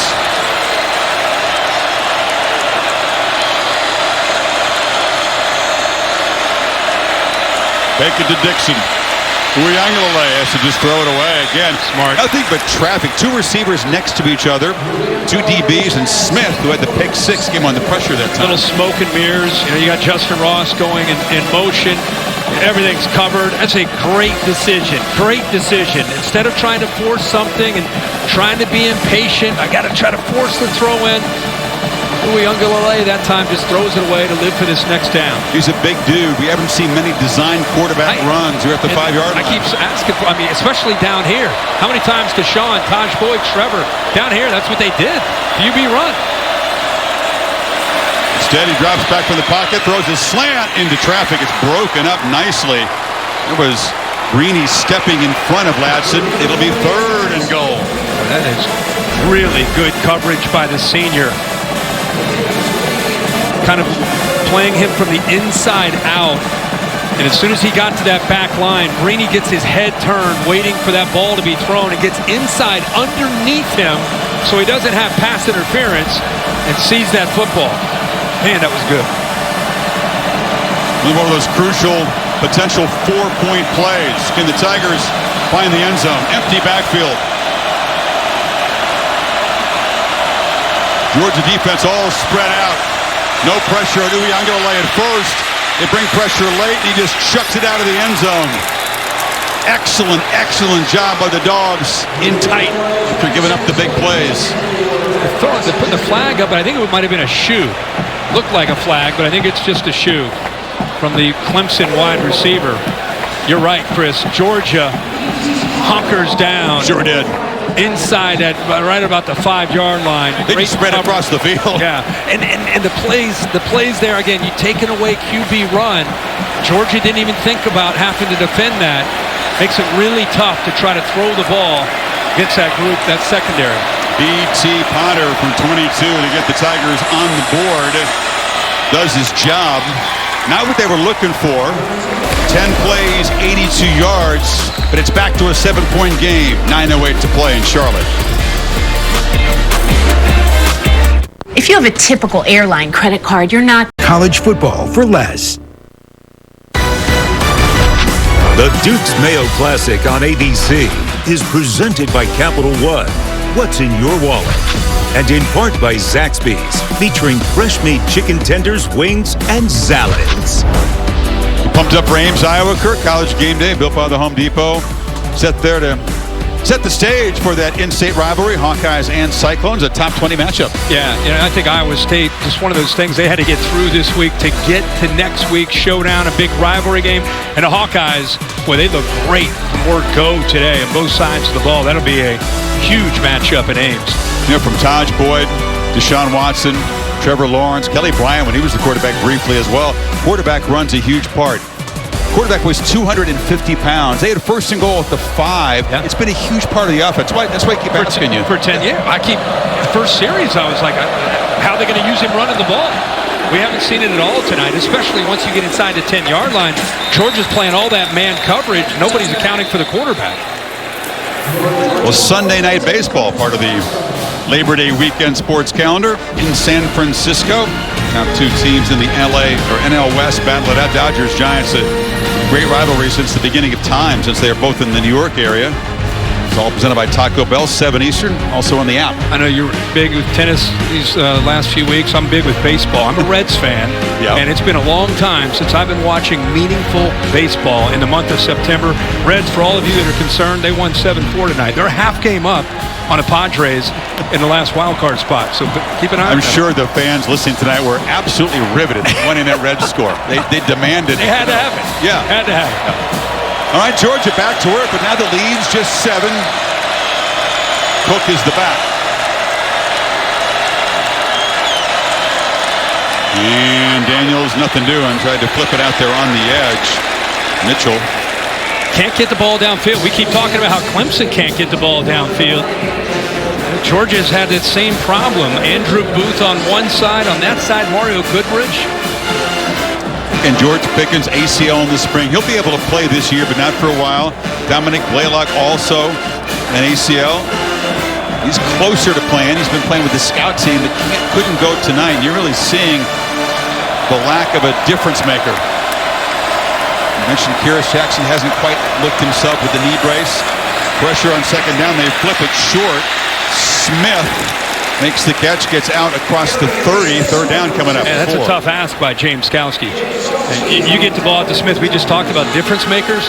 They feel that Arian Smith will become that. He's a freshman, 6 feet, 185 pounds.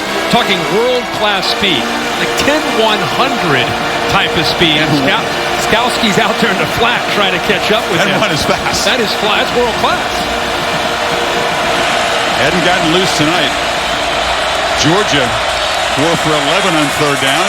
They try to throw it short, and blowing up the play on the edge beautifully is Booth. What a play, 4th down. Well, it's not just a tackle, Chris. It was the anticipation and the reading of the play. He's able to get by a potential block of Burton, number 7, because he saw this and read this so quickly. See how he shoots right there?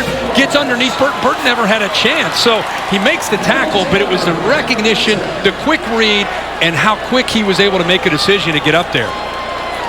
It was a quick drive. Dogs not able to eat much clock. We'll have to punt it away here. It's a low boot, but it drives Taylor all the way back inside the 25. And he's able to scoot forward for a return through to the 35 as the tempers begin to flare on that far side in the Tigers bench.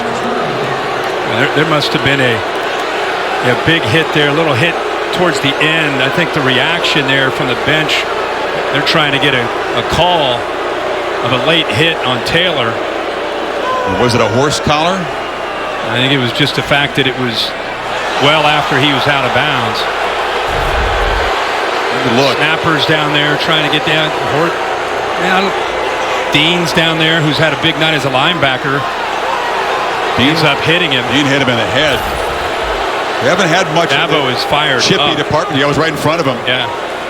This game has been played, I'd say, at a pretty clean level. Fierce, hard hitting, not a lot of chippy stuff. The punt, therefore there's no running into the kicker.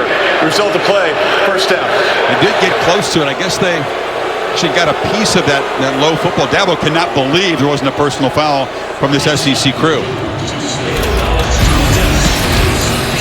See how close they came to getting that. I don't see a tip there. They didn't touch it. They did bump him. They didn't bump the ball, though. This is who we are. Get some laps in. There's a review. They knocked Camarda down, but the official said the punt was tipped, so that would have waved up the flag. It was not tipped by our angles. They're reviewing. Bill Lamagna, the review should confirm that it wasn't tipped. This would be the 5-yard variety. There wouldn't be a first down. That's correct. They've announced that it was running into the kicker, no running into the kicker because of the tip. Replay can review. The ball was not tipped, so we're talking about a 5-yard penalty. So Georgia could take that 4th and 2 and have the punt again. The center judge right there makes the call that it's tipped. It wasn't really that close, and he's there with referee Jason Autry. Dabo still wants the late hit. Will not be improved. No, he still wants the late hit. He's been working on the officials since we left for break. I think he's got an argument for the late hit out of bounds. Dean hit him pretty late. Yeah. I do too, but it's smart they're talking to because they'll be given the option of punting again. Yeah, do you want to punt again? Give him 4th and 2. He's still. When it happens right in front of the coach and you don't call it, you're going to get that. No touching of the punt. SEC. Therefore, running into the kicker, 5-yard penalty from the previous spot. It will be 4th down and 2 yards from the 37-yard line. So, this is what Bill was talking about. I don't think it's so much the snapper. It's this hit right there from Dean. I mean, he's 2.5, 3 yards out of bounds. I think he's clearly out of bounds. It's a shame they didn't pick that up because that's a major. I mean, that's 15 yards. Here's the question. It would have been offsetting. It would have, no. What would the call be? Would not be offsetting because that's a dead ball foul. So you'd have the live ball foul for the running into the kicker, and then after that, you go forward 5, then you're going to go back 15. Yeah. Right, but it wouldn't be a Clemson ball with the improved field position. It would be a re-kick. Yeah. No, you'd be back 15 yards from basically the 33-yard line. And of course, targeting could have come into play there had they chosen to review that. Involves Dean. Is that a monster game tonight? So Camarda out again.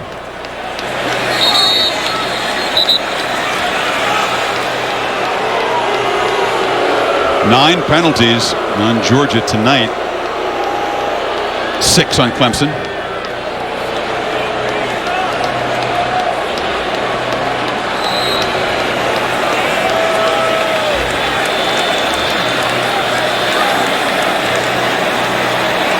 Tigers peel back. Don't come after Camarda. Try to set up a return. And the fair catch is made by Taylor back at the 25-yard line. So, DJ Uiagalelei, he's had a tough night, Kirk. You said he's been flustered. Hasn't had the kind of game he hoped, but it's a one-score game midway in the 4th quarter. A chance to make up for all that with some late heroics. Absolutely. And you think the more he's seeing in the defense, the more he's starting to understand what they're doing. But keep in mind, he needs help. I mean, I just keep waiting for him to use his frame at 250 pounds, and if they're playing man or he's got a lane to run, take off and help himself, but we've not seen much of that at all tonight.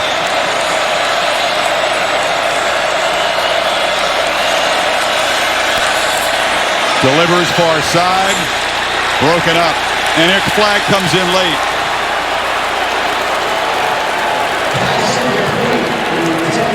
The reason a flag comes in there is he never really located the football. Defense, number 9. Ball be placed at the spot of the foul. Automatic first And their speed. Trying to get behind him. Ball's thrown as a back shoulder fade. I didn't see a whole lot of contact there. You almost wonder if it's a makeup call because Dabo's over there working him over on the sideline. Been a lot more contact than another route tonight. Is saying, what the heck there?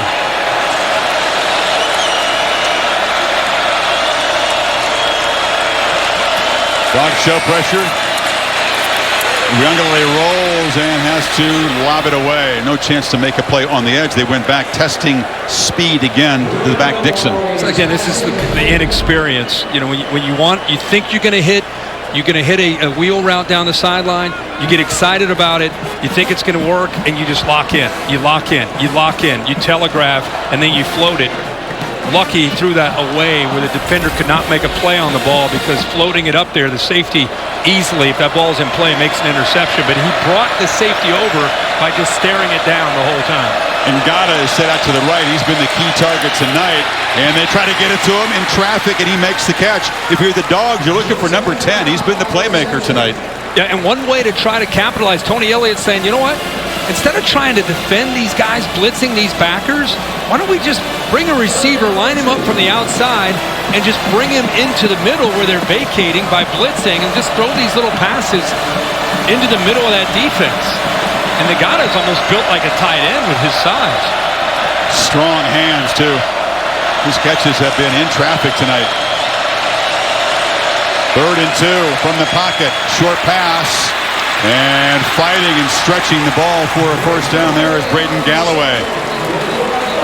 So Clemson on the move now in Georgia territory by the nose of the football. Good recognition that time by DJ. They blitzed the linebacker Walker, who was right across from Galloway. Looked like he was in coverage. He ends up blitzing. Safety was way off the line, so a little outcut gives him a chance to get the ball out quickly with that soft coverage and get a first down.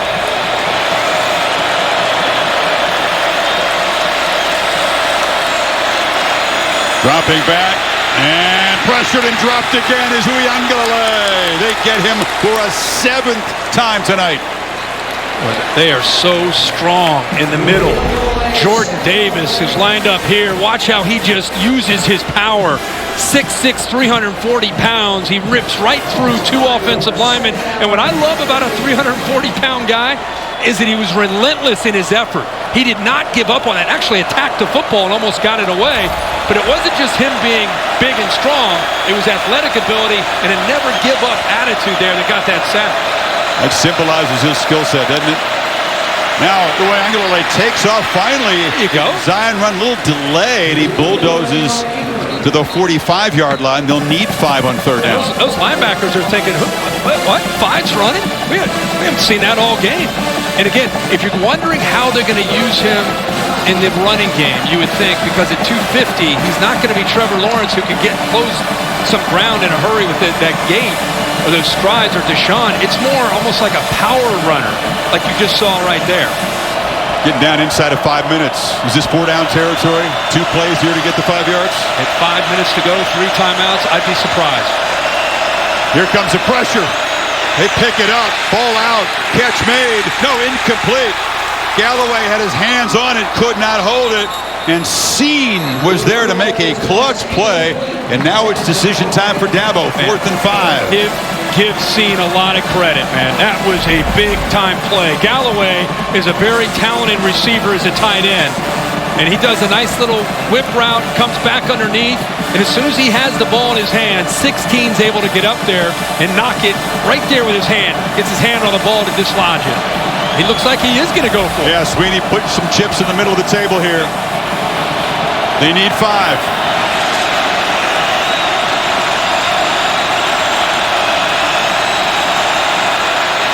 Heavy pressure, ball out, incomplete. They came flying up from the secondary, all 3 levels that time. Quarterback had no time. Dogs take over. Yeah, they brought Scene. They brought the 2 middle linebackers. You're right, Chris. They dialed it up here, and here. Overmatched the offensive line. Just not enough guys to pick up that pressure.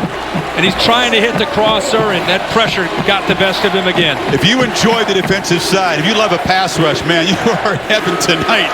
It's been ferocious. I mean, You know it sounds better than a sizzle. Parents and kids at greenlightcard.com. to the fourth down stop, the Dogs take over.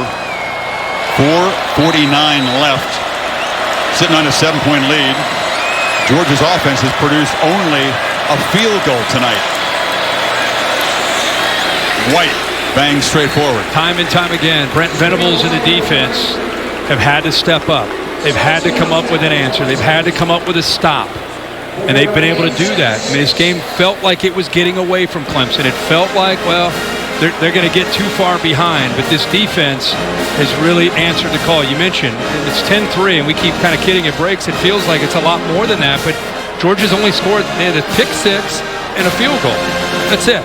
So can the Tigers do it one more time as we get close to 4 minutes to go in this game and try to get the ball back to Uwe Ungalale?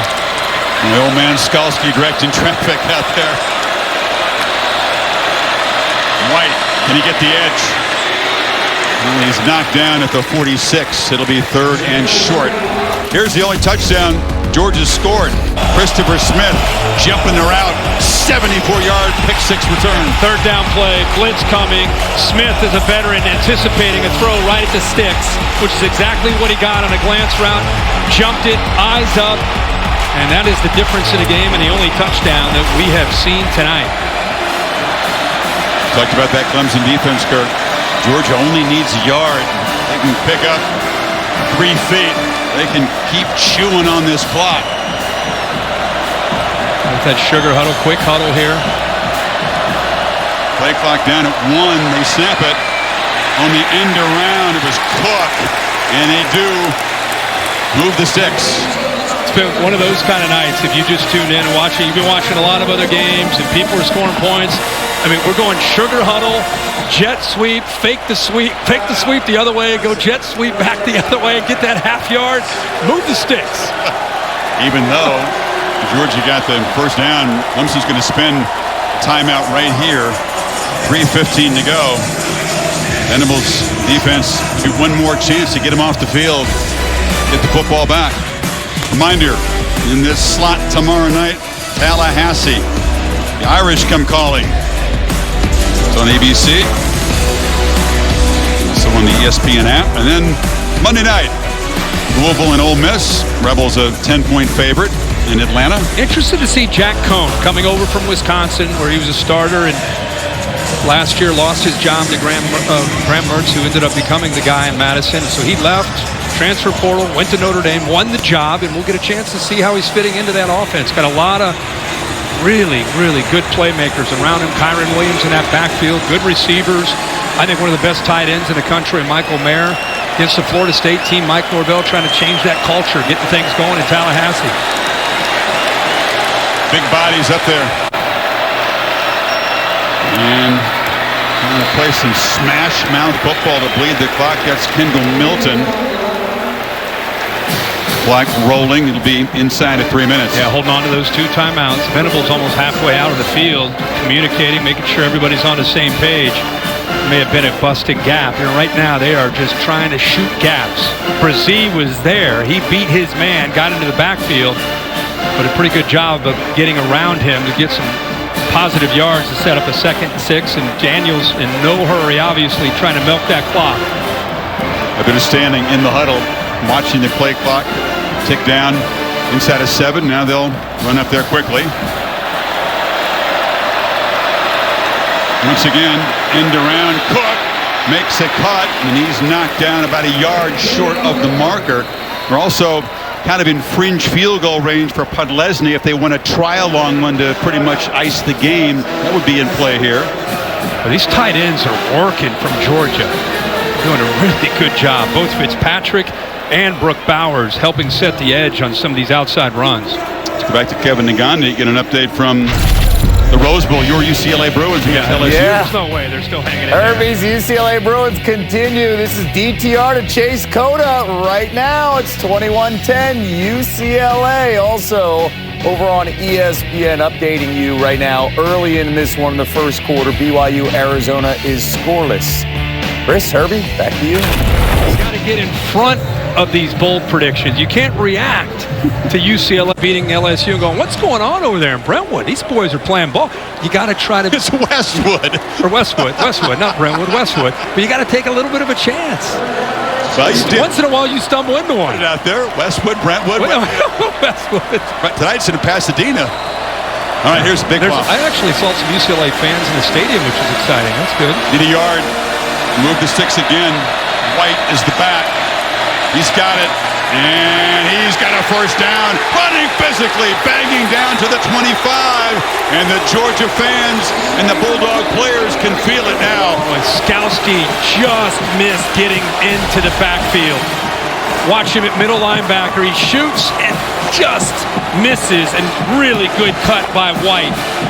Felt him there in the hole, gets around him, and then takes on Spector, gets off of him and Goodrich. Hard running that time by White. It's taken a long time for the Dogs to get this running game going, but they have come up with this 4-minute offense opportunity to pound away, to kill this clock and get the W, and so far up to it. Again, using almost the entire play clock, and then now, a little too close for comfort, so they will take a timeout, minute 44 to go.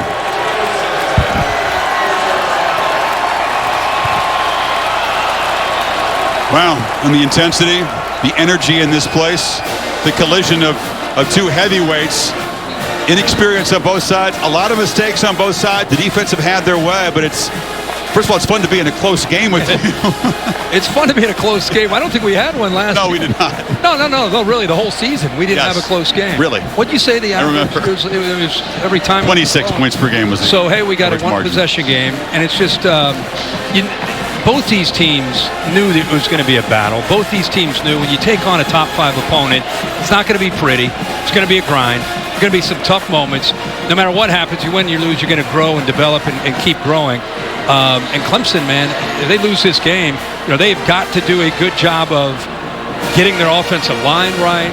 So much to learn from with their young quarterback and how they get better around him. Of course, the fact is Clemson's going to be heavily favored in all of their ACC games after this. That's why it's not an elimination game. This is White. But they don't want to hear about that. There's so much work to do, and this has just been such an un-Clemson-like offensive performance. And for Uiagalelei, who came into this season with a lot of hype, a lot of praise from his coaches, there's so much to like about him, not what he expected from himself and what the Clemson fans thought was going to happen tonight. No, not at all. I mean, he came in highly decorated, could have gone to any school in the country, and ends up coming all the way across the country to go to Clemson to become that next guy after Trevor Lawrence. But I'll tell you this, I don't know if what you're saying is if I agree with. I don't feel that they might be heavily favored, but I don't think it's just throw your helmet out on the field kind of year for Clemson with this offense. I didn't say that. I think there's going to be some games, especially when they go on the road, with this offensive line and with this young quarterback who's got a tremendous upside, still trying to find a running back. I think they're... We're at NC State. Could be. At Syracuse on a Friday. Could be anywhere. I mean, okay. This offensive line right now, with this offense, I know Georgia's great, but I don't know, man. But one more first down would do it. White tries to make a play, lowers the shoulder, gets down inside the 20. Tigers cannot stop the clock here. And Dogs won't have to snap this till about 50 seconds to go for this third down play. Yeah, we're talking a lot about Clemson, but we got to focus on Georgia too. I mean, it looks like they got a chance to probably win this game, and JT Daniels, they're going to continue to get better with this offense.